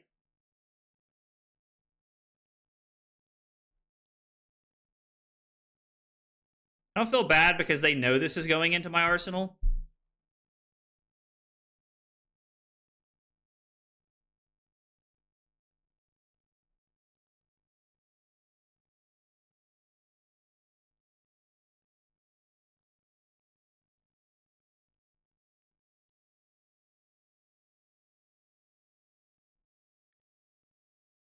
So we're going to put Edge of Their Seats in play.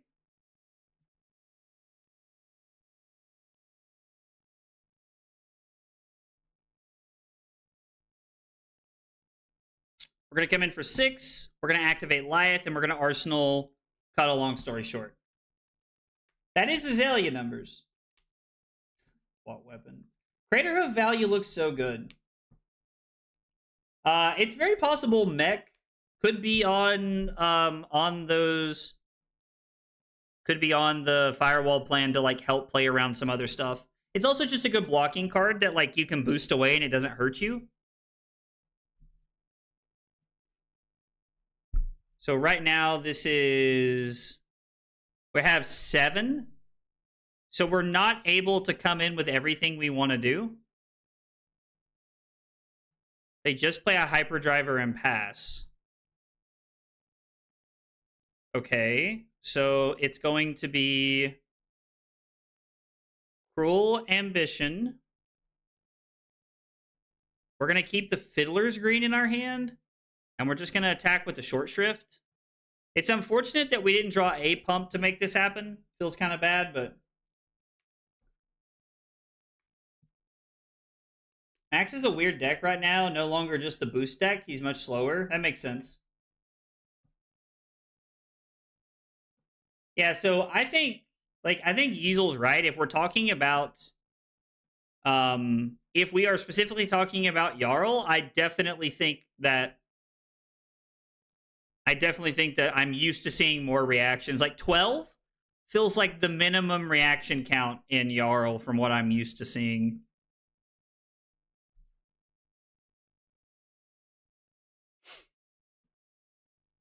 So we can block, we can pitch Escalate Violence to Rampart, activate Lyath Fiddler Screen, and then we get to Terrace under this. Seems pretty good. This would be for 8, 9. So even if they flip over the mech and they block 5, 6, 7, 8 from hand, they have to have a firewall.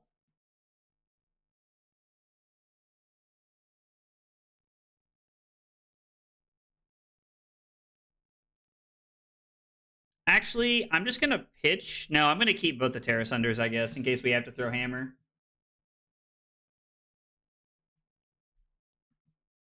Brochacho is a cool world. Cool word.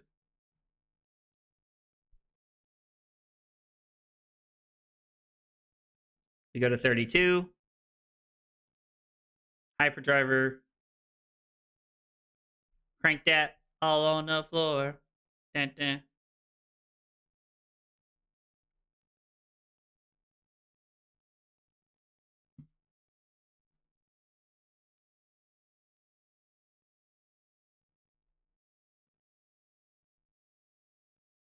Do I want to block again or make a might? 4, 7, 8. They can cover this up, so I have to make a might. Sag. We'll go to 27. We'll go to 21.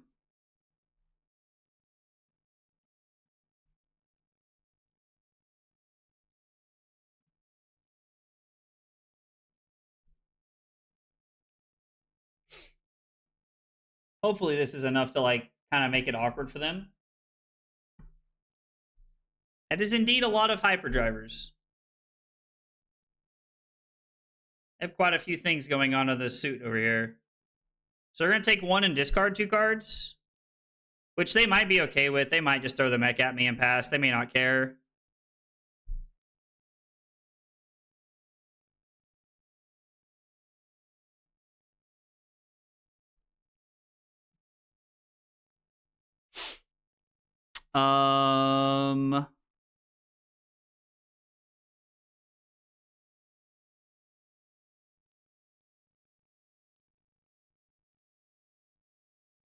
Put this into play. 5, 6, 7, 8. This comes in for 11. We get to block with Fiddler's Green and Tunic. Now, we're going to block with this as well, right? Yeah, so we're just going to go ahead and do this. 3, 4, 5. This is fine. We're going to remove Tunic so that we have it. We are going to remove a counter from this. We're going to take 1 and go to 20, and then we're going to go back to 23.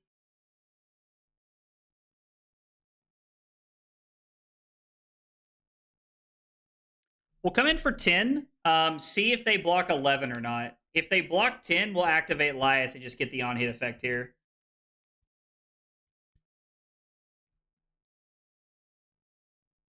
Does it tell me? So they have 5 more attacks with this. I mean, there's a world if we tried to, we could probably fatigue them, right?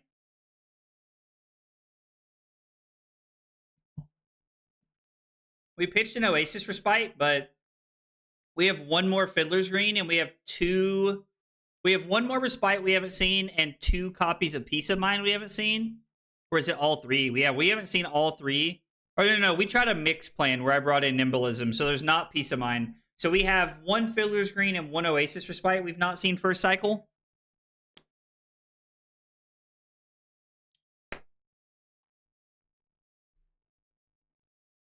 I mean, this is fine. If you're just willing to give me the on-hit effect, I'm completely content just arsenaling this.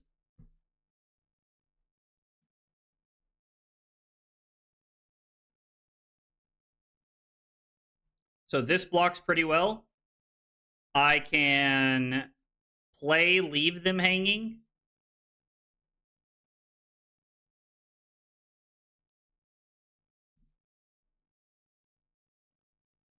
Intimidate a card out of their hand. And then they're forced to play from here. I think this is okay.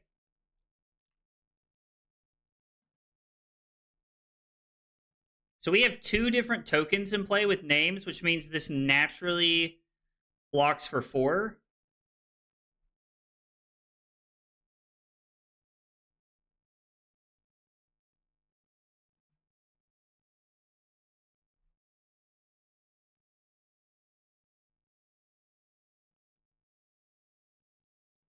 We'll activate this. We'll swing the hammer next turn.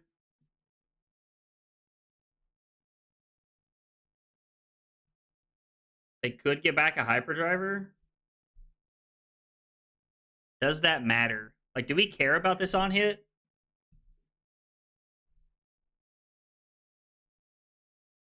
Are we fatiguing them?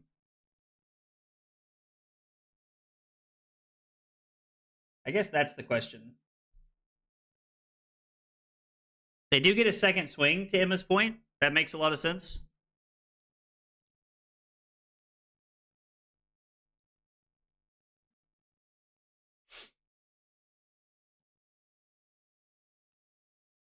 I think we're just supposed to give this up. Feels kind of bad. I mean, we could always just send this at him.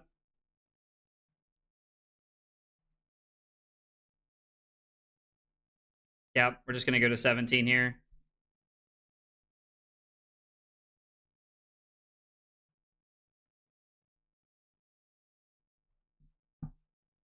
All right. That Fiddler's Green helps quite a bit.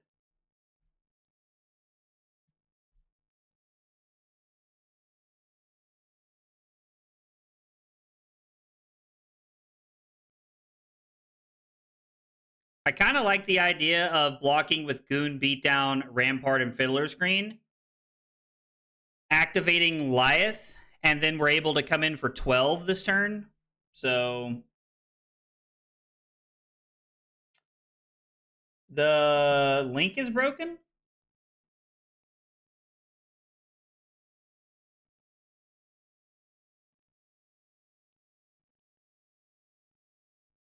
I'm not sure what's going on with the link. Give me just a second. Let me finish this game and I'll update it for you. Avenger exclamation point deck will definitely get you what you're looking for.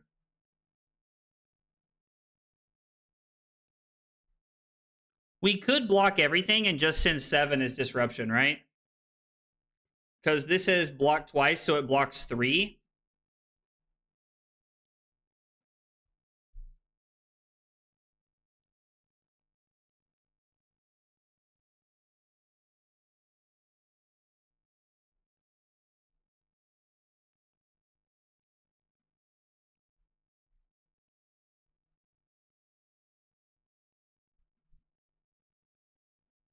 I just don't feel like fatiguing them is going to be a real option.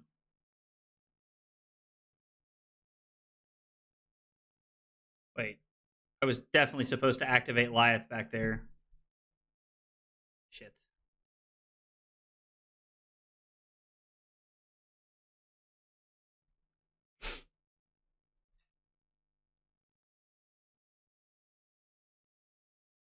I mean, they have, what, 4 more attacks?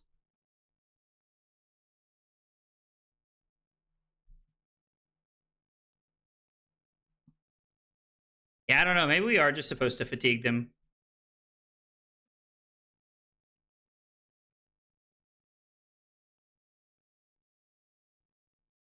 Actually, this will be a good test to see if we can fatigue them with... If we can fatigue... Like, the deck's not super... Like, we have some, like, defensive things we're doing, but we're not, like, just out here trying to block everything our opponent's doing, so I don't know.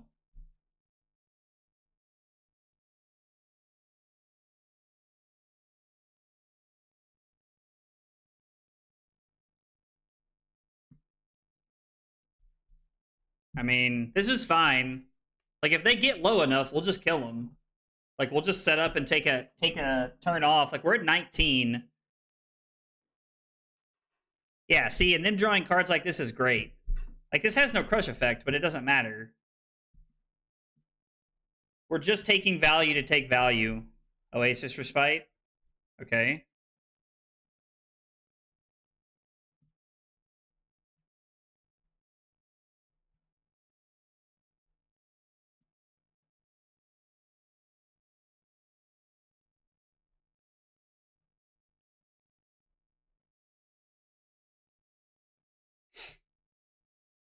We're going to pitch Overcrowded.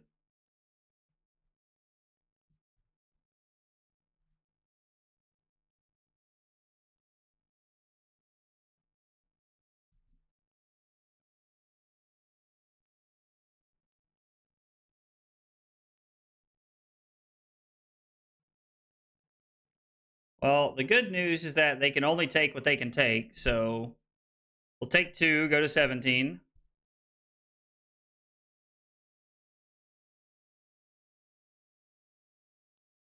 I'm going to go to 11. I think the Respite could get more value.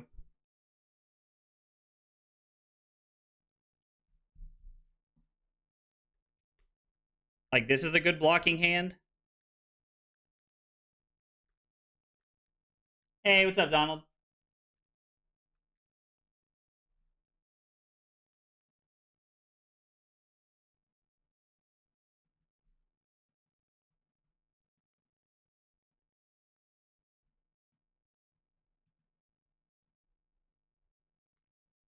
Okay. Is this like an anti-fatigue tool? Hey, Kevin, what's up, buddy?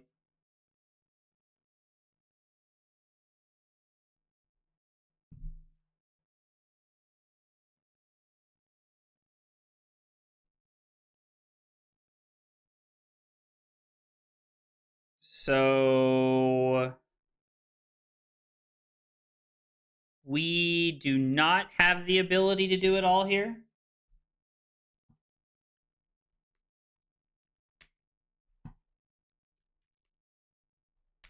We do not have the ability. So I was thinking about, can we throw the Goon Beat down here?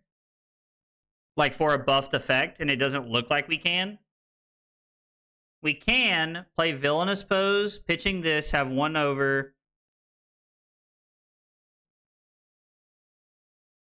I mean,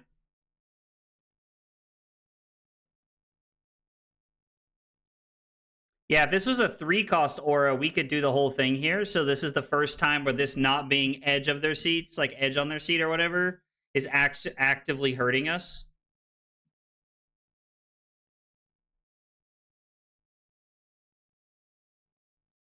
Yeah, we're just going to come in for 6 here. This is fine. And then we're going to play Act of Glory, and we're going to pass. This is fine.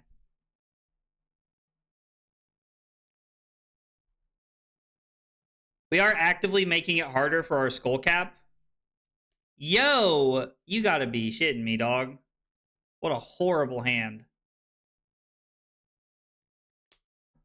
So, I mean, this hand blocks a number. God, this feels so bad. And there's no world that is correct to intimidate them here. There's like no shot it's correct to intimidate them here. Not having a blue is very unfortunate. I mean, we're on 24. What does this card do? Gain that many action points?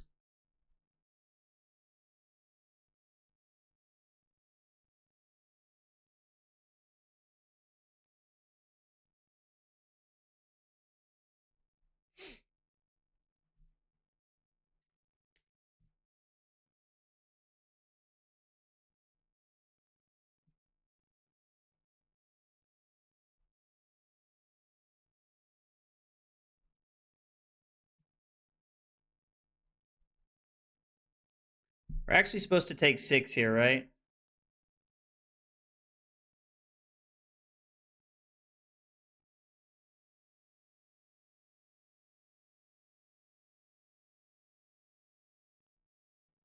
So we're just dead. That is unfortunate. We're going to take 2, go to 2. We're going to respite ourselves. We're going to go to 1, and then the last one's going to kill us. So literally with the last swing, man. God, we are so close. Like every time we play the deck, I can tell it's getting better. Oh, man. So hit the gas kind of like sets them up for like a late game plan. What just happened? All right, hang on. Let me edit this video really quick because I don't know why the link in the description is not accurate. Yeah, it's like I like clicked on the wrong link or something. I'm guessing that, I don't know. I'm guessing I just clicked on a different deck. If you guys have been chilling on YouTube and you were looking to get the deck link from watching YouTube, it's now in the description accurately. So it's there now if you guys are looking to get a hold of it. All right, so we played against Max. I think we went first that game. This is why I read it down at the beginning. I think we went first. We did lose. Op killed us with last card under mech suits. Pivot to fatigue earlier, question mark. Should have brought in peace of mind for extra blocking value. Nimblism only blocked too late and hurt. All right. Oh boy. Yeah, it's like high octane, right? It's like high octane, right? That makes a lot of sense. All right, why? Like, the deck feels like it's coming together more.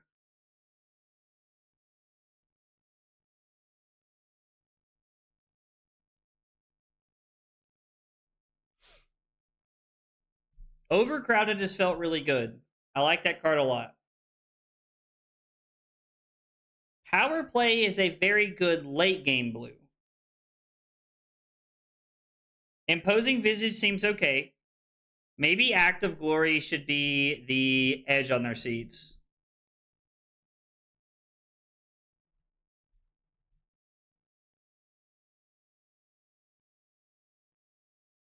It only being +3 is a little concerning.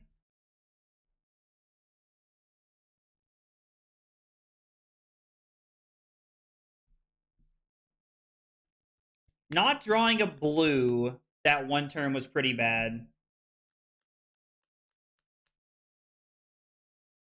You feel like the 5 intellect doesn't balance out the downside of his hero text? It's weird because, like, you have to find, I don't know, like, the 5th intellect just.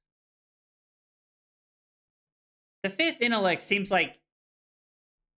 So, one of the things that I was discussing with Taylor the other day and that we were talking about is that if you take the natural thing that this deck abuses, which is the extra card every single turn, you should just be able to outvalue your opponent on some level.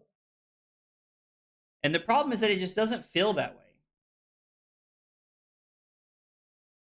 Like, Lyath feels like there's something there, and I'm convinced that there is there is something here that is good enough. Spew Obscenities has felt pretty good tonight.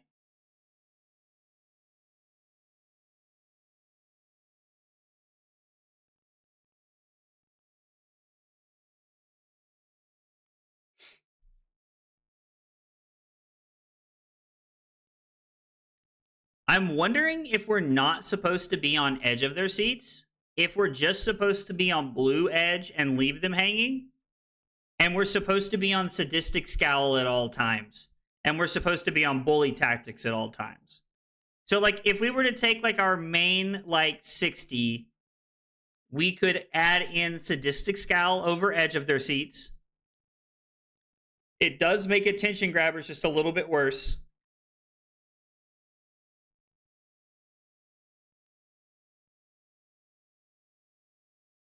Where is Lyath's Golden Tipple? What is Lyath's Golden Tipple? Like, what is the thing that makes the deck function? Actually, a great question. Like, Martin, I can't tell if Martin was, like, trying to be funny or being serious, but, like, if you were being funny, I get what you're saying. But, like, if you were being serious, we need to find, like, what makes the deck function.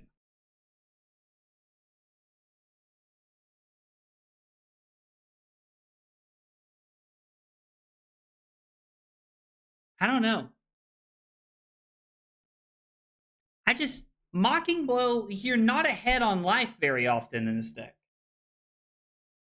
You're not ahead on life very often.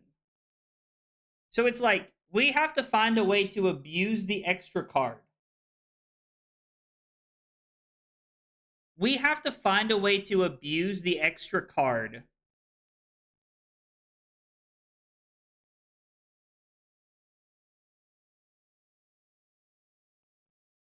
Like, what if we were to just play a 60 that was Sadistic Scowl, Bully Tactics, and another blue to go up to 27 blues? And I don't want it to be full of Bravado. This card does not feel that great to me. Like, if we cut edge of their seats and we just play this, and we can remove this, and then we need to add another blue. What is a good utility blue that works? Like, what's a good blue? Stamp Authority? I don't think we're on enough 3 costs for that, right? Like, I think that requires, like, an entirely different thing, but I don't hate that. Embolden? I saw somebody suggested Embolden earlier. Another non-token aura, so we would have to leave them hanging in play, basically.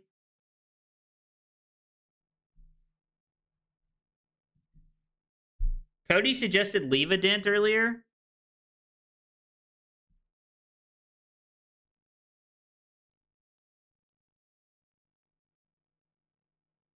I just don't know that we're, like... Booze is okay. I don't hate it as, like, an extra blue. Sigil of Solace seems good with 5 intellect. My biggest concern right now is that we're getting fatigued. It's not staying alive, it's that we're getting fatigued. So, like, as a sideboard plan, all right, so, like, and then we need one more blue.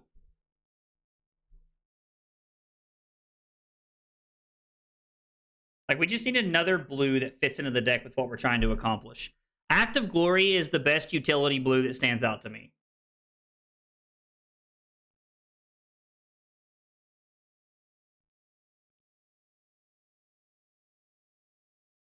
You know what we're going to try? We're going to try Thump. I don't know if this card's actually good enough or not.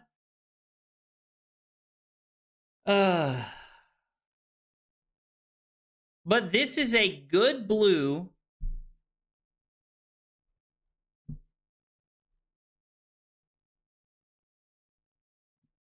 What do you guys think about playing 2 Power Play, 2 Thump, 2 Goon Beatdown, and playing 3 other utility blues? Because I feel like we're running too many attacks now. So...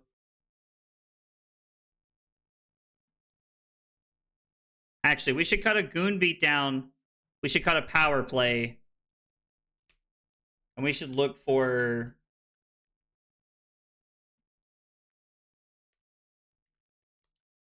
What's your opinion on Truth or Trickery? Topet, honestly, Truth or Trickery kind of seems like a trap. I played it the first few days that we were testing the deck, and it doesn't feel that good to me.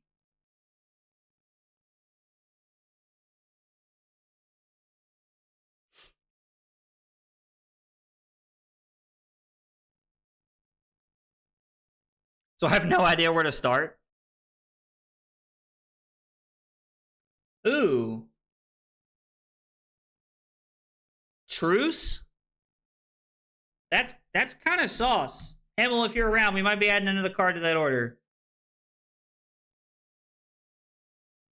This is kind of sauce. Can we get this off Imposing Visage? This is kind of sauce. Oh, what's the other one that's not Thump?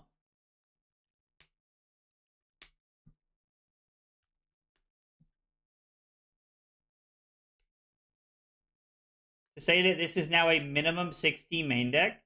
Like, since we draw 5, we can play more cards in the main deck. No, I actually think you're on to something, Requiem. I really think that. Is Thump the card? Concuss. That's what I'm thinking of. That's the 3-cost one, right?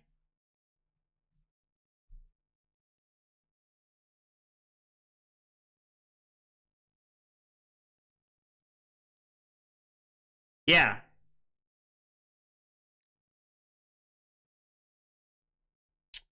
Okay.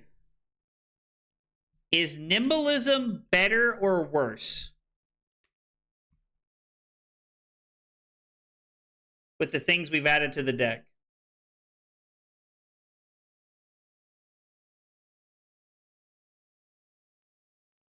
Doesn't eat into your deck like it would at 60? 66 cards may be the way to go. Have you tried mainboarding Fiddler's Green and Sigil of Solace? I've not tried it, but I don't hate it. I mean, I'm open to the concept. I just keep adding blues to the deck. Every time I play the deck, I'm like, man, we need more blues. We need more blues. Truce is interesting. Like, this is a turn 0 high roll. We have to decide whether we want to be on 2 steps ahead or Truce on turn 0. I guess it just kind of depends on, like, what our opponent's doing. Like, if our opponent's playing Florian, we're probably on 2 steps ahead early. Concuss actually doesn't seem bad. I don't know who suggested Thump a minute ago, but you pushed me to Concuss, so thank you. Guys, by the way, I just want to take a second and I want to talk about this. This is one of those moments when I say that, like, I feel like even though I'm not on a team, I'm on a team with all of you. And I know that that's like super lame and mushy, but like it's very accurate. This deck has changed so much due to all of my friends and all of you guys helping me with this deck. So just know that if this ends well and we end up playing Lyath at Worlds, you guys have been a huge part of this. Would you consider a Nothos as your weapon? So I think my problem with a Nothos is that I want to be on Rampart, and it's a two-handed weapon. Rob said lame. Have you considered Lyath isn't a value fatigue hero and you're just supposed to play him aggro and try and send big disruptive attacks? So Valk, the first two iterations of the deck were just like all in, go ham, aggro, run you over. And I mean, we weren't 0-3, I'll tell you that, but it didn't feel great. It didn't feel great. I've always wanted to be on a team. Well, there you go. We're all on a team now. Listen, I know it's super cheesy, but it's very true. Is Concuss better than this? Like, we need blues that setup, right? We're on more blues. Are we supposed to go back to Active Glory now that we're on more blues? Because I was originally on Active Glory because I liked the breakpoint. I liked that it was +4. Also, now that we're on 30 blues, is there ever a world we're supposed to cut Nimblism and play the 2-for-4, prime the crowd?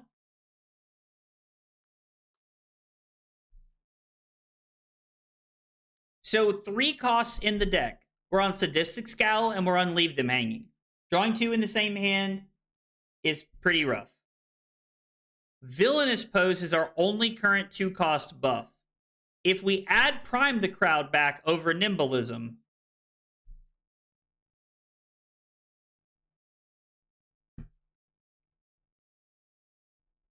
I don't get to play my EA Nimblisms. Clearly, you guys are seeing where I'm really at when we're deck building. William, you think we're on both what?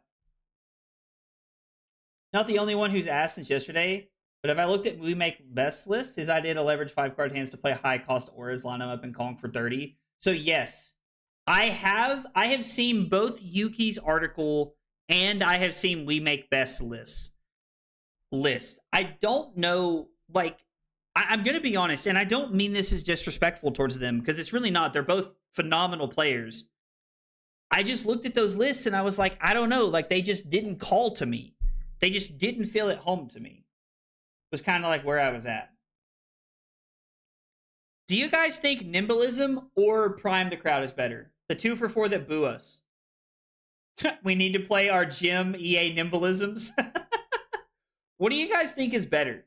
Like, we're on 27 blues now, as opposed to the 24 we were on earlier.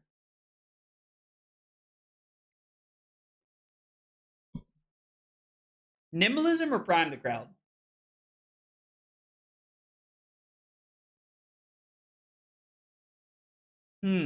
Crater Fist could be interesting. The problem is that you can never block with it, right?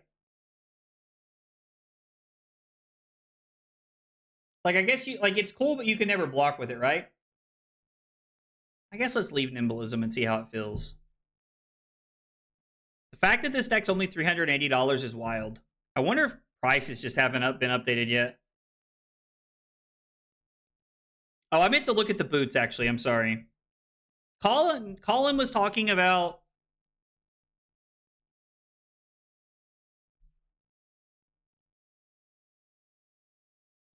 Let's freaking Right?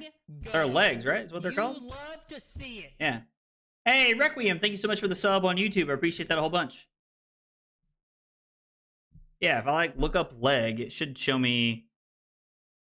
I don't know what they're called. Oh, here we go.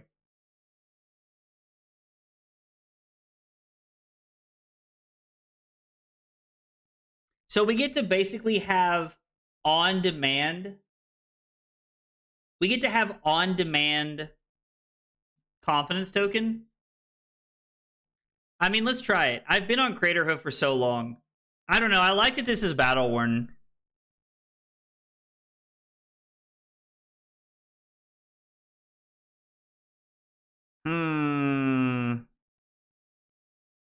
Let's try it. Also, we have 3 sideboard slots, right? We have 3 sideboard slots now. What do you guys think about Hold the Line? As like new KO tech. I don't know. We'll try Hold the Line and see how it feels. I don't own Hold the Line, so I would have to buy that if we decided to go that route, but it could be good, right? Cody, I'm worried that playing Leave a Dent... We're going to go second this time. Oh, hey, it's Will. Yo, let's go. It's Will. I'm worried that playing Leave a Dent means we're now in a spot where we're forced to keep an extra blue that we could have blocked with.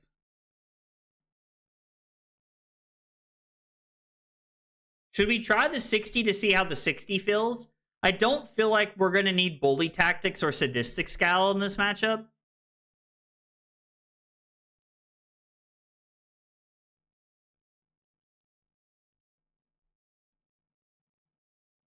And we're just going to play 63.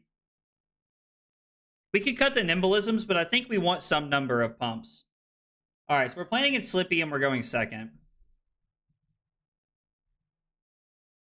Also, like, that's been an interesting, like, argument. Are we going first or second in all these matchups? Like, what's better? We did find Will. Yeah, so, Cody, I like the idea. Like, it's a 3-block, right? Which lines up well. But my biggest concern with Leave a Dent, also, like, yo, Will's got this whole thing going on, dog. This is awesome.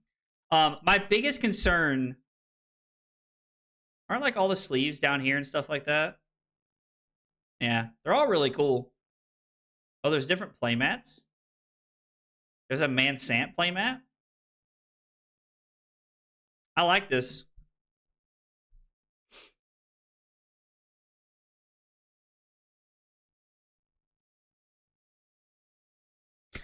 Will just changed his mat to troll me.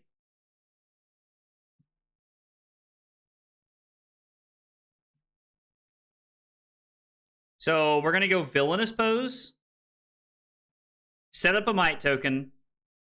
And we're going to throw Wii Wrecking Ball.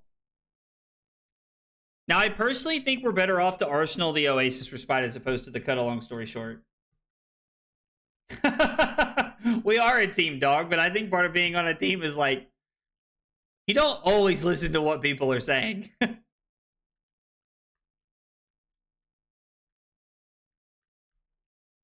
Mask of Perdition, okay.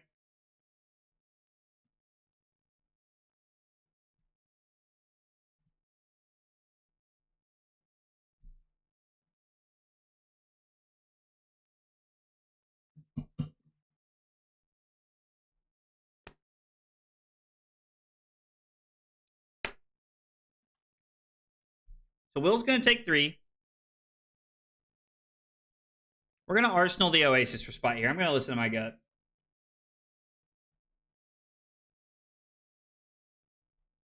I'm really hopeful that Truce looks pretty good. I think you'd want to go second in most matchups. That's fair. Going second because we have instants that allow us to set up is pretty impactful.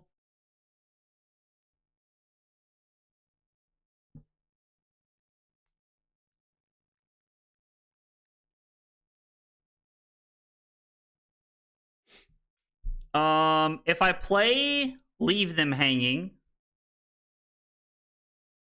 I think we're okay to just take this, right? Or, like, I guess technically we could block Fiddler's Green.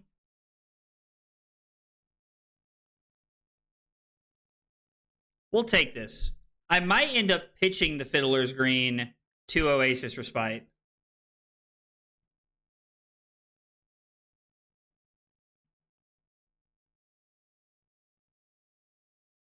I think we're going to go ahead and do this. I think now that we've seen a pump come out of Will's hand, I think this is fine. Because it's in the damage step where Will can't do anything. How do you change playmats and sleeves? If you're a Patreon member, you click on the settings menu, and then they're all down here at the bottom.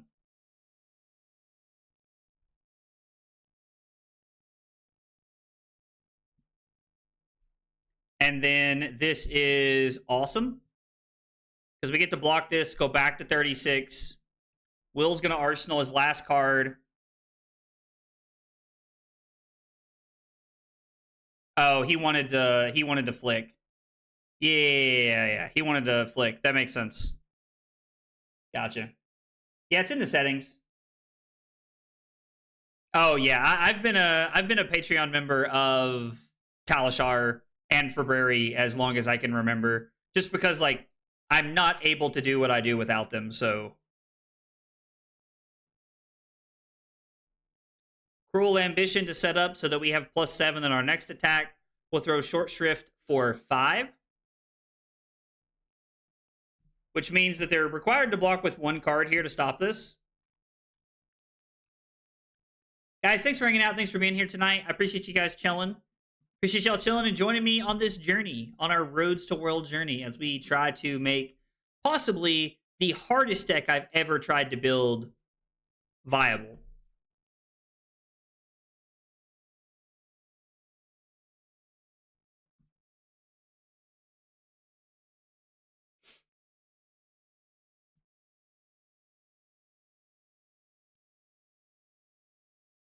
I don't like that we don't get to block with this.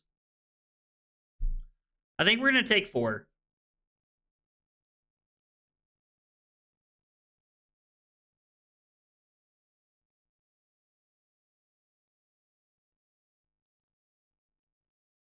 What is this? Equipment, okay. So Rampart gets kind of nixed here.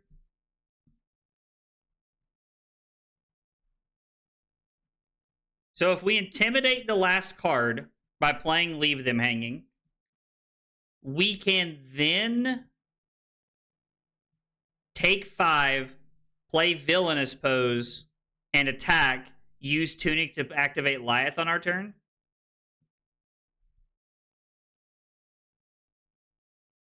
I think this is the best play we have. Sell your cards to buy Crown of Dominion and play Marlin. Oh, I did really enjoy playing Marlin the other day when Taylor and I played it.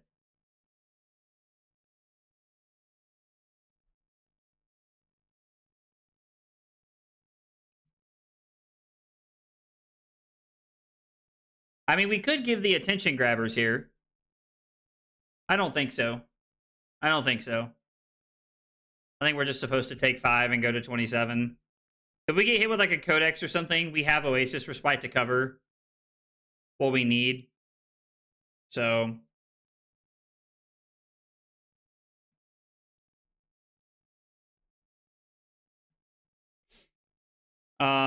pay 2 or +5. I think this is better served as a +5.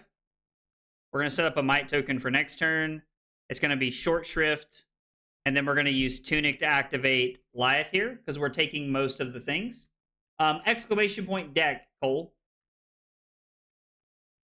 $2,000 deck made we really sad I'm not rich. Catch of the Day is really cool. Although, admittedly, it was fun to play against Titanium Bauble for a while.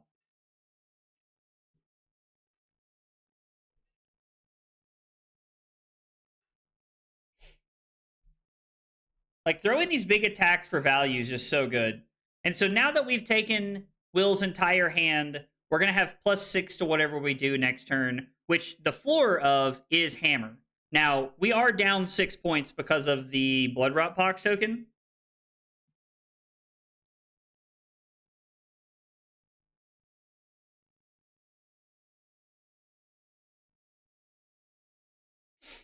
Kind of a clunker. Not gonna lie, this hand's pretty awkward. Second blue would have gone a long way here. Like, the other Spew Obscenities being a blue would have been awesome.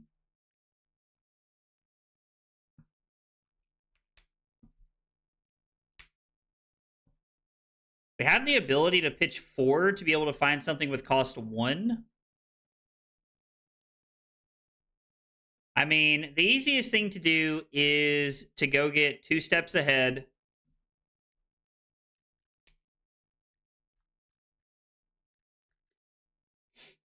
So we pitch Spew Obscenities. Like, we don't have the ability to activate this.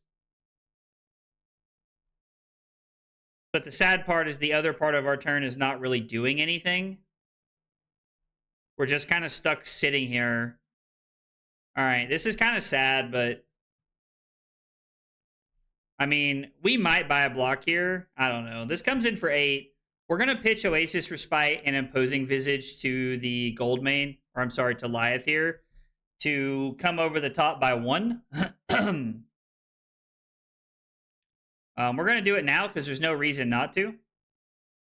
There's probably a defense reaction here, but if not, this just allows us to push through more damage. Okay, we're able to set up a Confidence and a Might token, which means if we can play a decent amount of defense here, we could be looking to try and use Spew Obscenities to chain together Confidence tokens.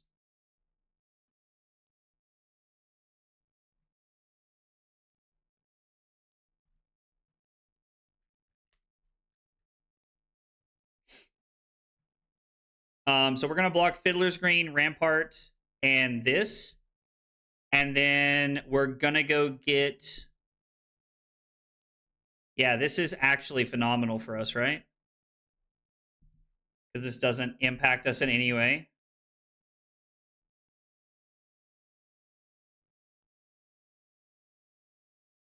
It's technically... I'm so sorry, Will.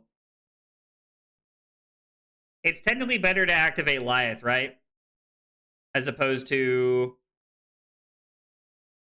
It's technically better to activate Lyath as opposed to blocking with Rampart because we get 1 more value out of our turn.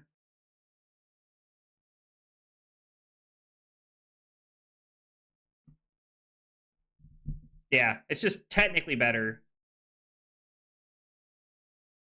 We respite ourselves.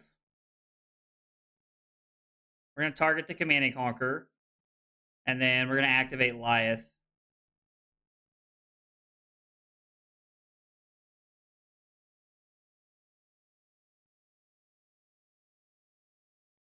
Buying the bad deck for cheap, waiting for support for Monarch 3. That's the large brain play. We go back to 28 here. So we're able to keep some pretty decent life total parity here.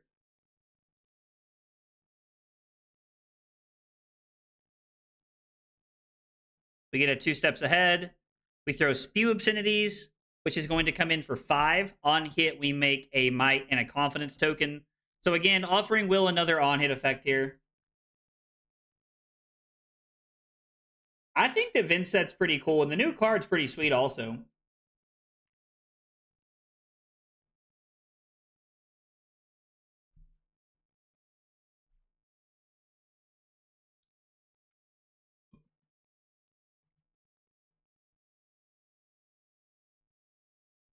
Wow, how is it already 9:30?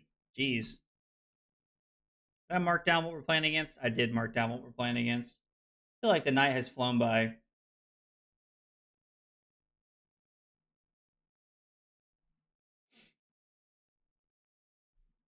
I'm more than happy to buy a blue and a codex from Will here.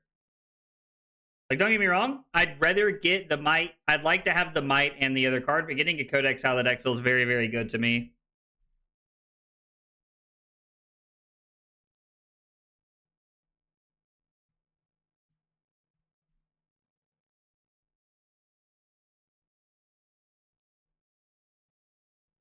So block with Escalate Violence. I mean, to be fair, there's not that many reds in our deck. There's 27 blues and 12 yellows, I think.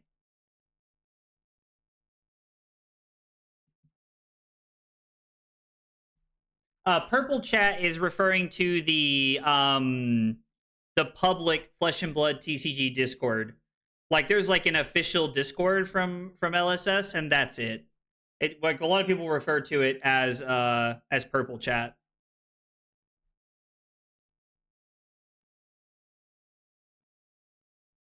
No defensive save here, unfortunately. No cards or life for Will.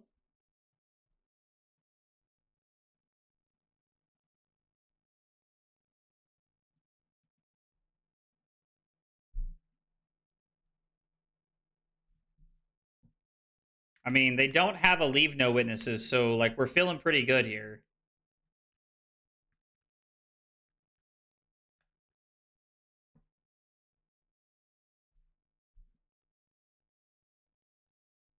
We can get a...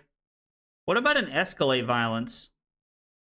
What if we were to get escalate violence, play cruel ambition? We can discard this. We block with skull cap and our arm piece, and then we go cruel ambition into escalate violence.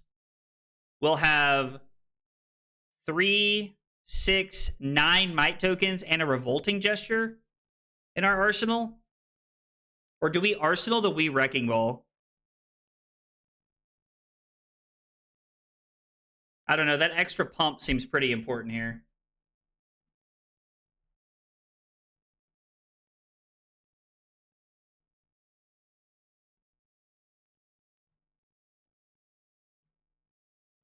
I think we should just block for value here. Like, Will getting an extra card out of our deck does not seem very good for us. That's also 2 codexes down, and Will pitched one a minute ago, so feels like we're in an okay spot. So it's going to be Cruel Ambition. This is only going to come in for 2. But now we have 9 might tokens in play.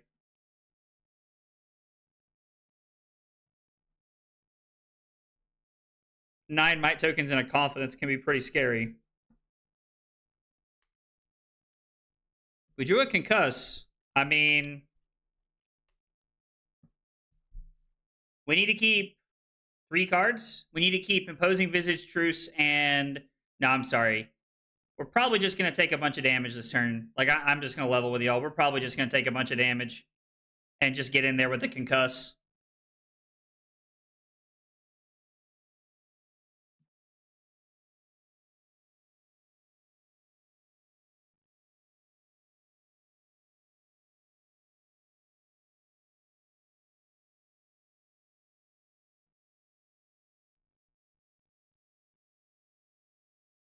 Okay. I mean, this is not great. We're going to have to take a ton of life to do this, right?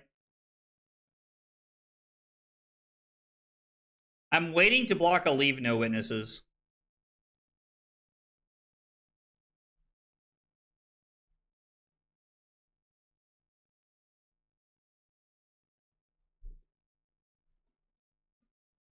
Okay. I mean, that's pretty bad. We might just be dead before we get there.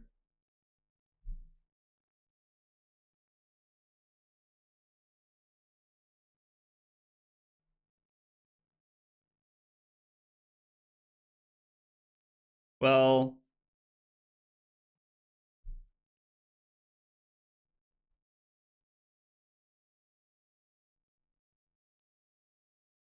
I mean, the normal play line lets me pay here. Or it lets me arsenal the overcrowded. I don't hate arsenaling the overcrowded, to be honest.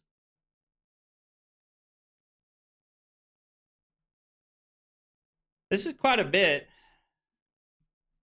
I mean, 18 is most of their life total. And they have to discard a card no matter what. So if Will takes 18, he goes to 8.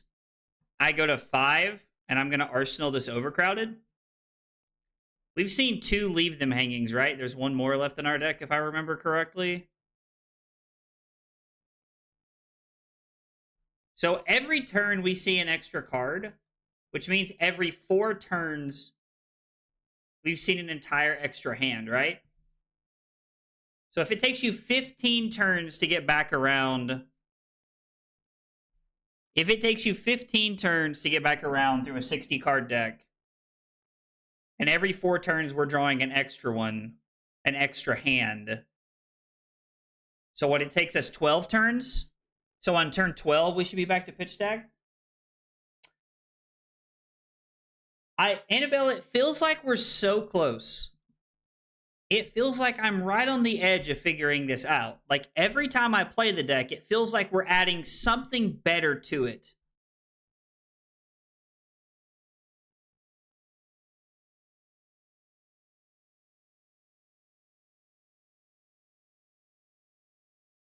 Thump wouldn't have mattered here. Thump versus...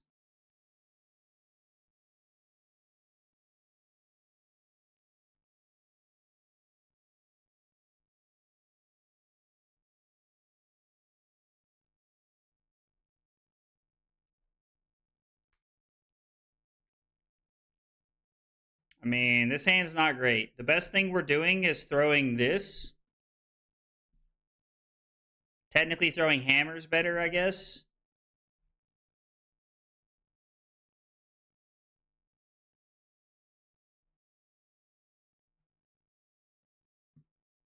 So we're just blocking with Nimblism because... I mean, I guess Nimblism... This is one... We have to keep Nimblism in a blue. And we're able to go 1, 2, 5, 6, 7. As opposed to 5. I like the idea of keeping this to block with, though. I think I like the idea of blocking with this. I destroyed in testing and now I'm questioning everything. I've also been there, Annabelle. I've also been there.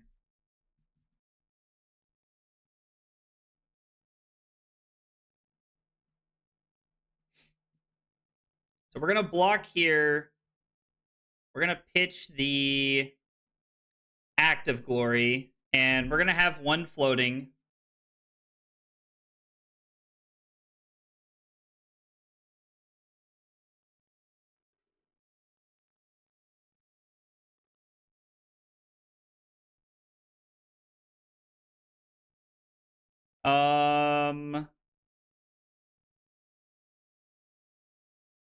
I can block 3. And then I can come in with the Overcrowded for 4. We also have the Respite to protect ourselves here. Like, if Will wants to flick and buff here, we have protection.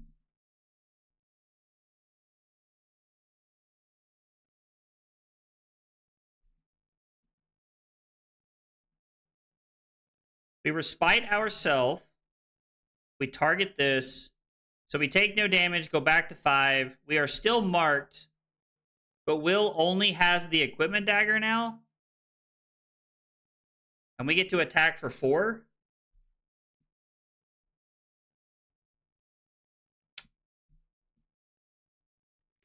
At first, I was not excited about Super Slam. Been away from the game for a couple years. Then got excited by Pleiades. And fell in love with Tough Nuts playstyle. I think I'm back in it for good. Cody, that's awesome, man. I'm super glad to hear that. I love that. I was like, this, like, the game is amazing. And the fact that, like, and so honestly, like, this kind of goes into, like, what you were just talking about.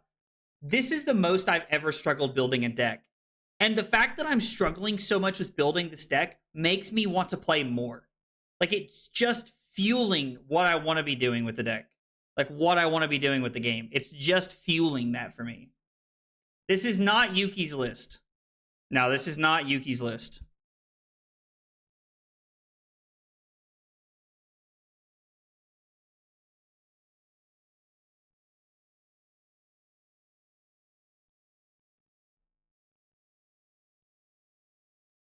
One or more equipment, huh? Like, I don't really think there's a world we're going to be able to close the game out, right?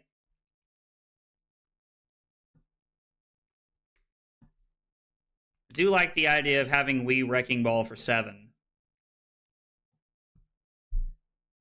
So, if I play Act of Glory off my 2 blues and block with Attention Grabbers, that doesn't work, does it? I'd have to give Tunic for this to work.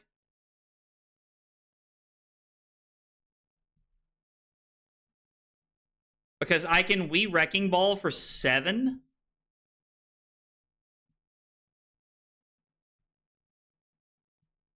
And then I get the peace of mind to protect myself.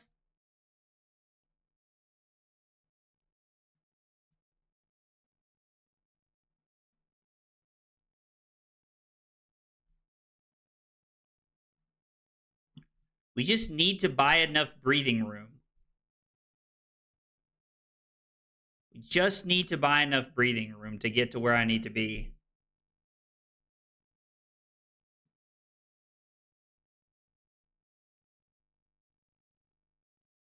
I want this Peace of Mind art so bad.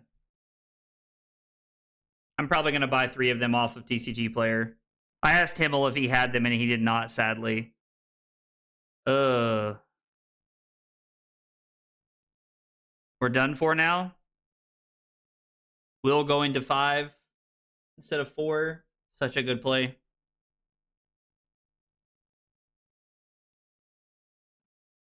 Yeah. That's not good. Because we wasted the value of... We wasted the value of our attention grabbers for nothing. Oh, man, that feels so bad.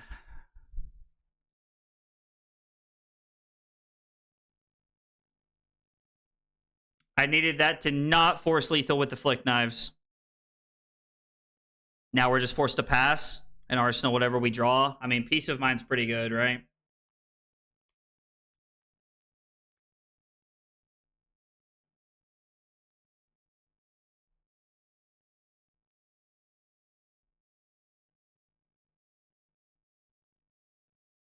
I think I'm just going to have to say no blocks here and try to go to 2.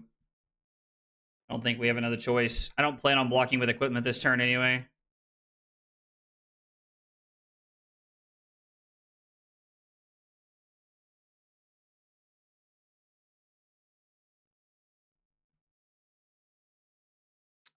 Peace of Mind does not turn on T-Tox. You love to see it. So they get 0 val. Like T-Tox is just a +3. Yeah, the promo Peace of Mind is like $10. It's not bad. That's why I wanted to buy it. I need a refresh. There we go.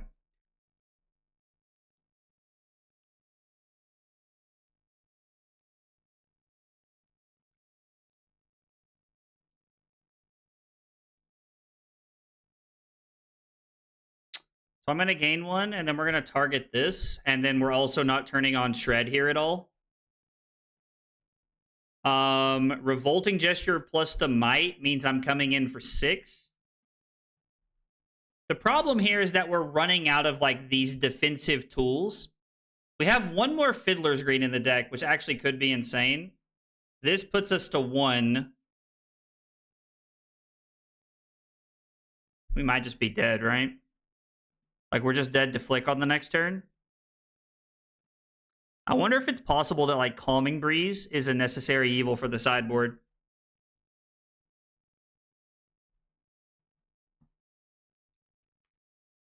This is also a good spot for, like, Sigil or something like that would be really solid here. What's causing you the most grief from the opponent's end? Honestly, it's nothing my opponents are doing. Like, every time we play the deck, I feel like I'm either sideboarding wrong, which is something I will learn, like, I'll learn from and I'll do better with. Or I feel like I have the game in a good spot, and then, like, one of my turns just, like, shits the bed. And I'm not able to close the game out. Spew Obscenities is a very good card.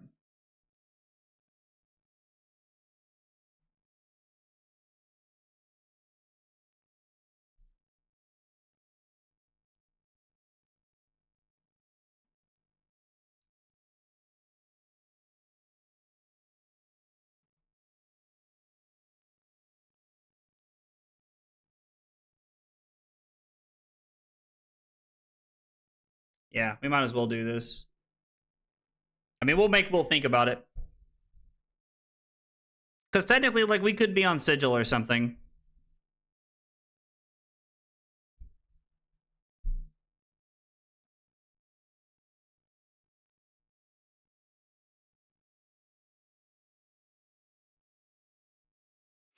We have 0 attacks for this hand. So...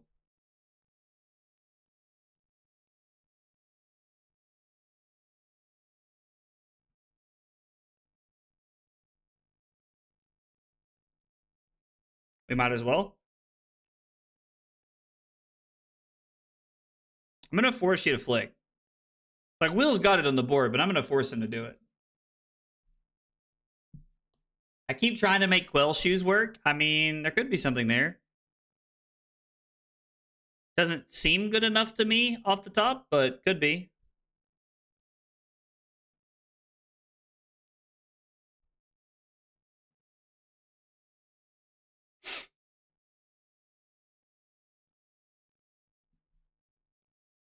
We're just going to go ahead and play Peace of Mind.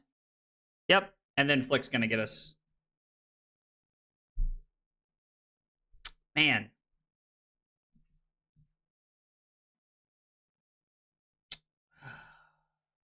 Hang on. Let me log notes before we talk about the deck some more.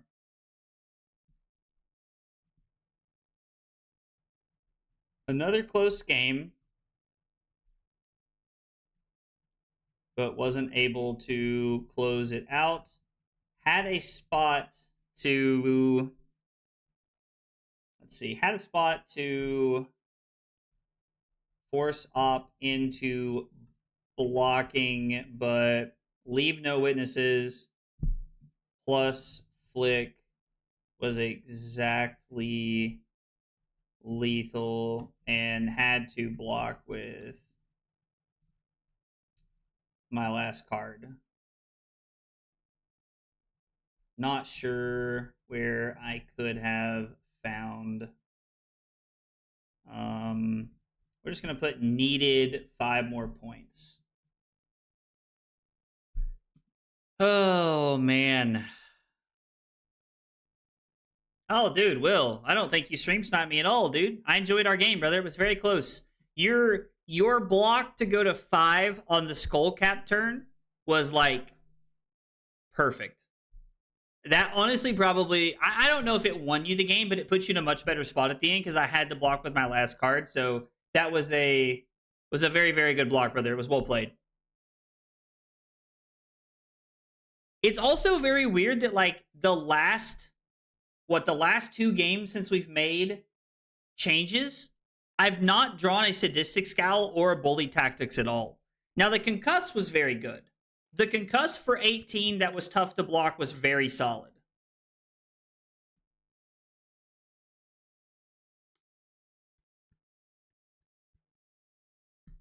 I'm just like, I'm really wondering...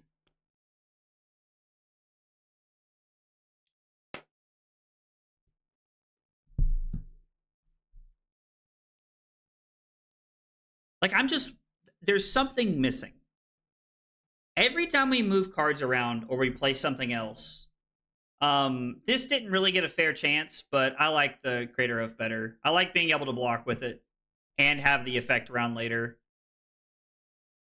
We're also not even on 80 cards. Like, well, no, I guess there is 80 cards. I added in those 3 other sideboard cards, but there's just like one piece missing, and I don't think it's a card that's not been printed yet.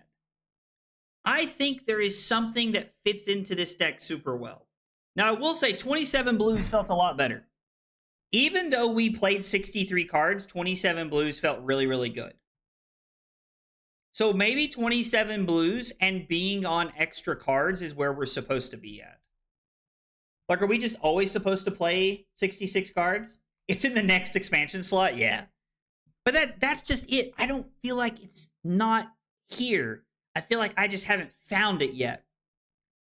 Like, is Goon Beatdown, like, are we, instead of playing something like Goon Beatdown, are we supposed to be on, like, Blue Snatch? To set up more ways to, like, draw cards or force on hit effects? I want my opponents to be blocking. Like, this is a deck where you want your opponents to be blocking. And this is going to sound like a little crazy, but like, is Nimbalism just worse than Razor Reflex? Are we supposed to be on Razor? Nimbalism doesn't target anything that we can't Razor. Yellow Concuss. So Yellow Concuss, I guess, does technically get us up to a 3.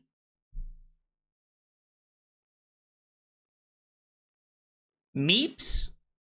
You talking about Mischievous Meeps?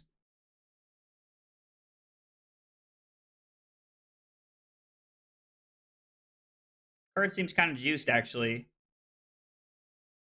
Are we going down that road? Am I about to try Mischievous Meeps? Yes. Minnow. Okay, so I talked about this earlier, and if you guys missed it, I'm going to explain it again. Minnowism is technically better than Nimblism in the deck. Minnowism hits power play. Nimblism hits everything else. Neither of them hit concuss. I'm on Nimblisms because I own EA Gem Pack versions of the deck. When it comes time for ProQuest season, I will probably put Minnowisms in the deck because they're correct. But for my Armory on Friday, I'm playing EA of those. Like, are we supposed to be on go again attacks? And like trying to play like this weird Briar deck? Is that a thing?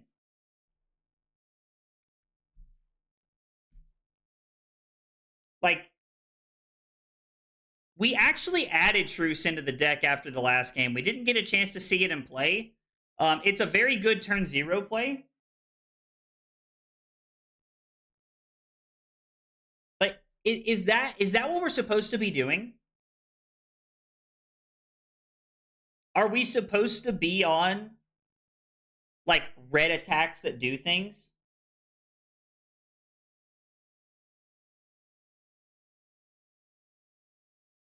Are we supposed are we supposed to cut Goon Beatdown and play like we play 2 Goon Beatdowns? I'm sorry, we cut 2 Goon Beatdowns and we cut 2 steps ahead, and we play 3 blue snatches.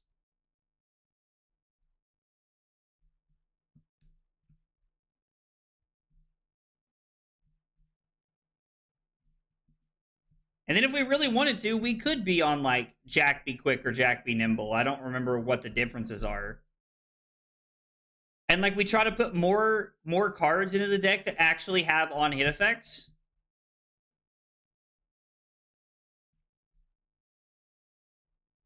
So we could cut. I mean, I guess like, sorry, I keep saying red attacks, right? And I don't mean red attacks. I mean attacks in general.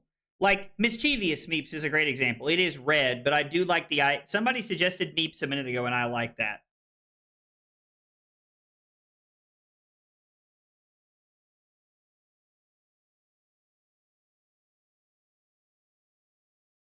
Like, we're on more blues. Why do you say no Snatch? Talk to me about why you don't like Snatch. Taylor suggested blue Nimby in the spot of Snatch.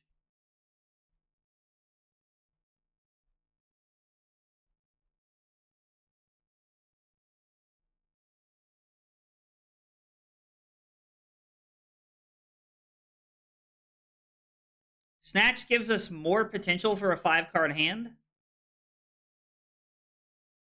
I don't know. There would be something really cool about going Villainous Pose into Mischievous Meeps on hit, draw a card. Now, it's a 3-card 5.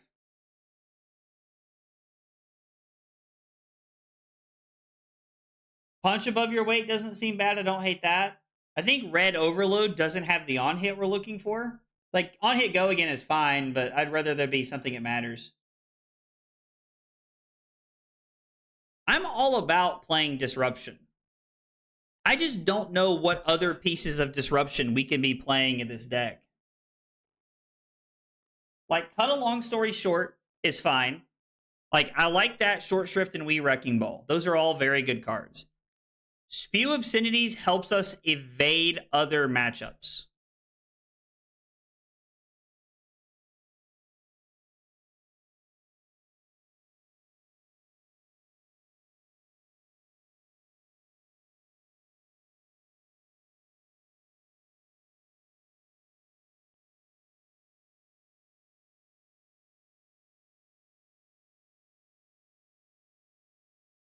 All the attacks that give go again have played from Arsenal.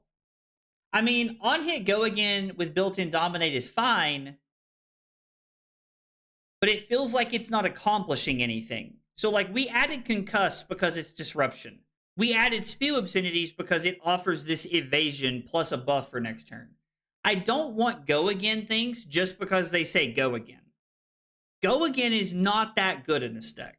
At least I'm convinced that go again's not really the place we want to be at.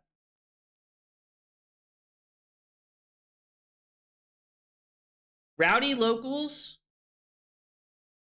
I don't hate the idea of rowdy locals. It requires us to keep an extra card. But I don't hate that idea. You cut like Goon Beatdown and play 2 rowdy locals. I don't hate that idea.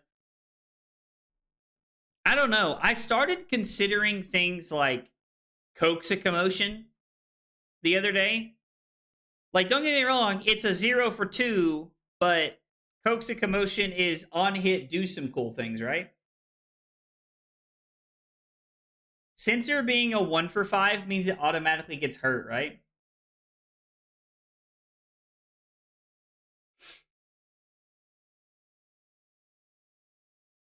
Like, Censor is disruption. It's a 1 for 3 with disruption.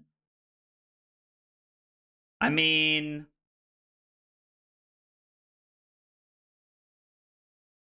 you get to go like Villainous Pose into Censor. Doesn't seem bad. Big Jangles, we were gonna play Thump earlier, but we ended up on Concuss because Concuss is just like a 3 cost instead of a 4 cost. I think I'm probably gonna cut Hold the Line from the deck. That was kind of just like a cheeky for fun thing here.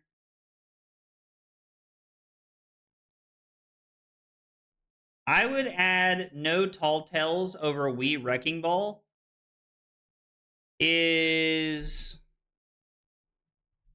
that the other super rare one? Cards they own lose and can't gain go again during their next action phase.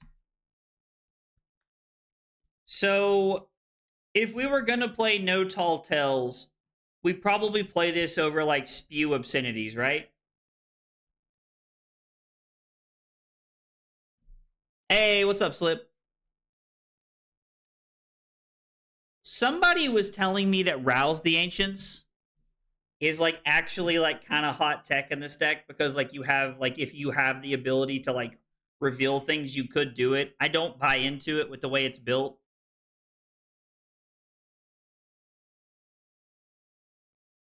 I like the evasion of Spew a lot. I agree. I was talking with Taylor and Sam about Battered, Beaten, and Broken, and it seems like from what we were talking about earlier, it seems like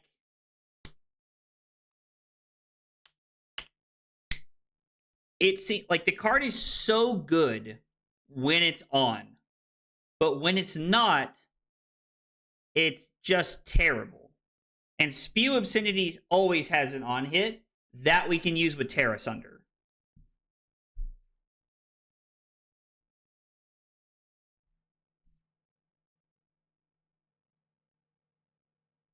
How do we use this? Is there a way to use this for like cost 0 power? Is there a way to like do or less? Less than or equal to 2.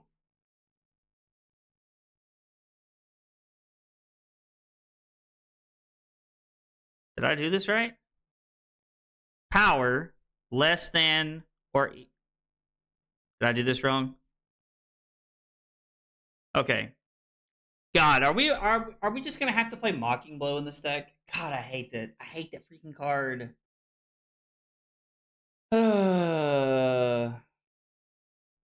Would Goon Tactics make sense just as a blue that can be a 0 for 4, buffed by Nimbalism? So we're on the Goon Beatdown card. Maybe we need to be on more of them. I don't know. It would be ideal if we could play blue attacks that were disruptive. Hey, Waves, what's up? Vipox could be okay. I also think Mocking Blow is bait. I put out a short about this card. It feels so bad in this deck.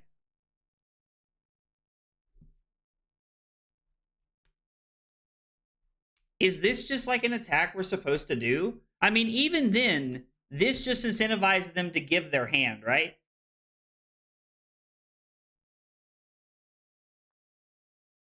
So this is a 2-card 6.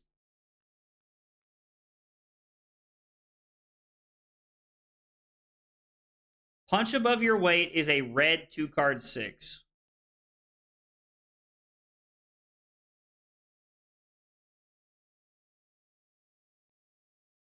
I think Mocking Blow is his best card. Mocking Blow is Lyath's Golden Tipple. Mocking Blow is Lyath's Golden Tipple.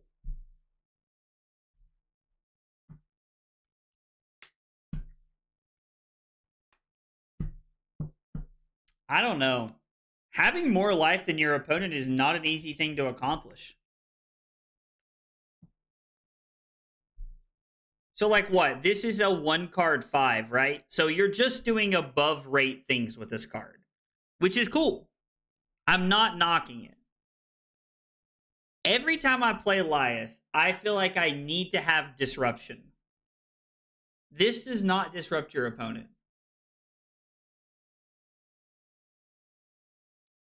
So, Valk, I have to say, and like, I don't mean this like, I don't, like, please don't take this the wrong way, but like, you're the only person I've met that likes this card in Lyath yet. Everybody else tells me this card is just so mediocre. Mediocre? Like, everybody tells me this card is just so mid. It does, but now, okay, so think about it this way, Valk. We're now playing a 2-card 6. Command and Conquer only sees play because of its text box, not because it's a 2-card 6. If we were looking to do things like that, we would play Wounded Bull. Like, we would, like, you're looking for, like, a Wounded Bull style effect. And if you're above life, this card's insane. But I think that when you're below life, which is more often than not, this card is just not great. Oh, man. Hey, performance bonus. I'm kidding. I'm kidding. No disruption. Again, like, it's like all the cards that they have printed for Lyath, they just want you to play a value game with.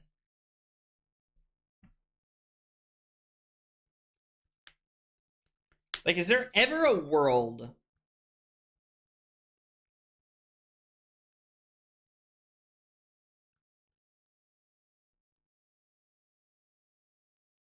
Brutes play 2-card 6s, Guardians play to disrupt? I mean, the problem is that we're not, like, I get what you're saying. I don't know. Honestly, Jeffrey, I don't think you're coping. I think Battered, Beaten, and Broken's a fine card.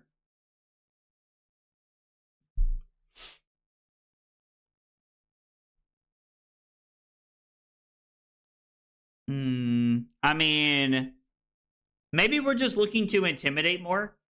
Maybe we want to be on blue and Still Fear. And honestly, you could talk me into playing Mocking Blow at blue.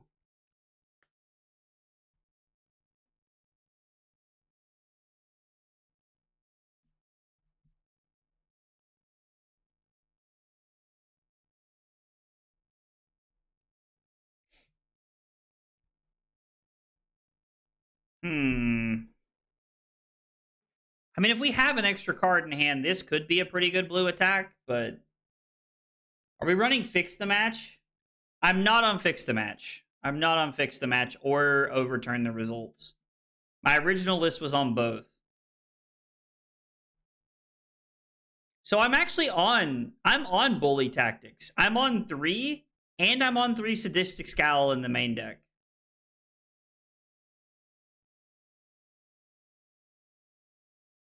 Like, guys, it's so... This deck is so weird.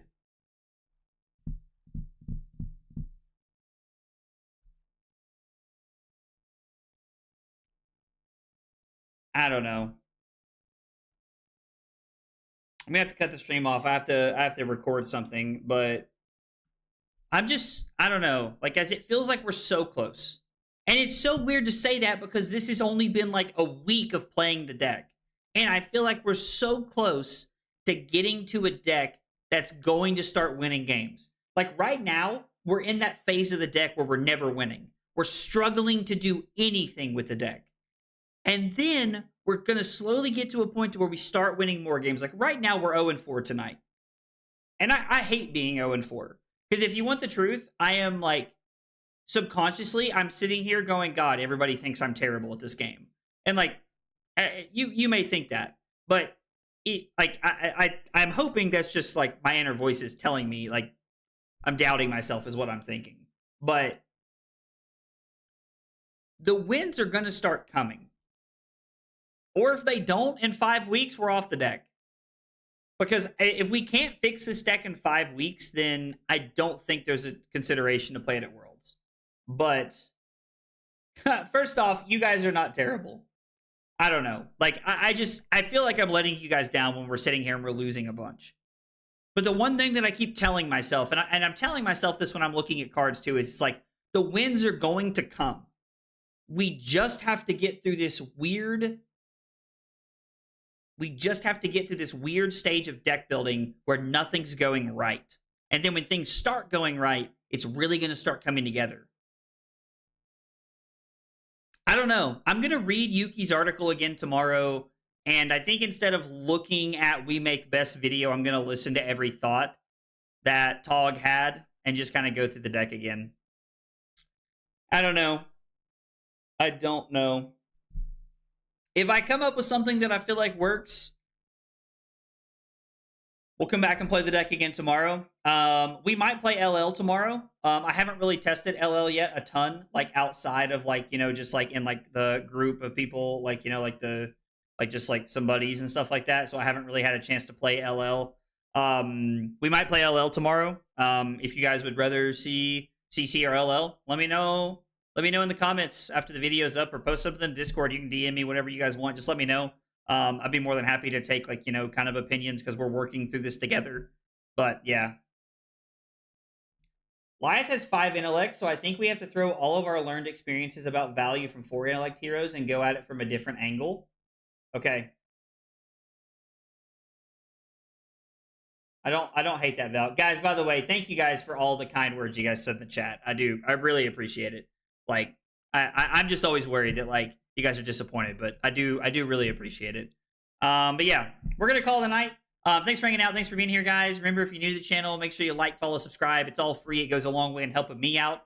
We will be streaming tomorrow night, whether it's LL or CC. I'm not 100% sure yet. We'll see how the winds of time take me as I'm testing and working through some things tomorrow. So yeah, we'll see what happens. But if nothing else, we will be back tomorrow night for sure. Thanks for hanging out. Have a good night, and I'll see you guys tomorrow. Take it easy, guys.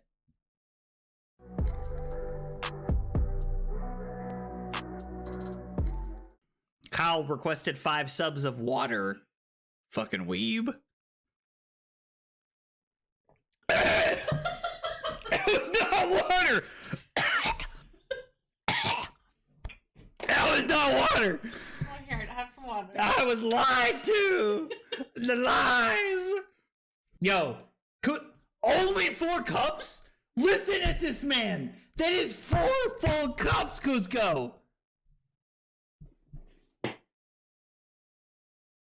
This fucking guy, bro. This fucking guy. What?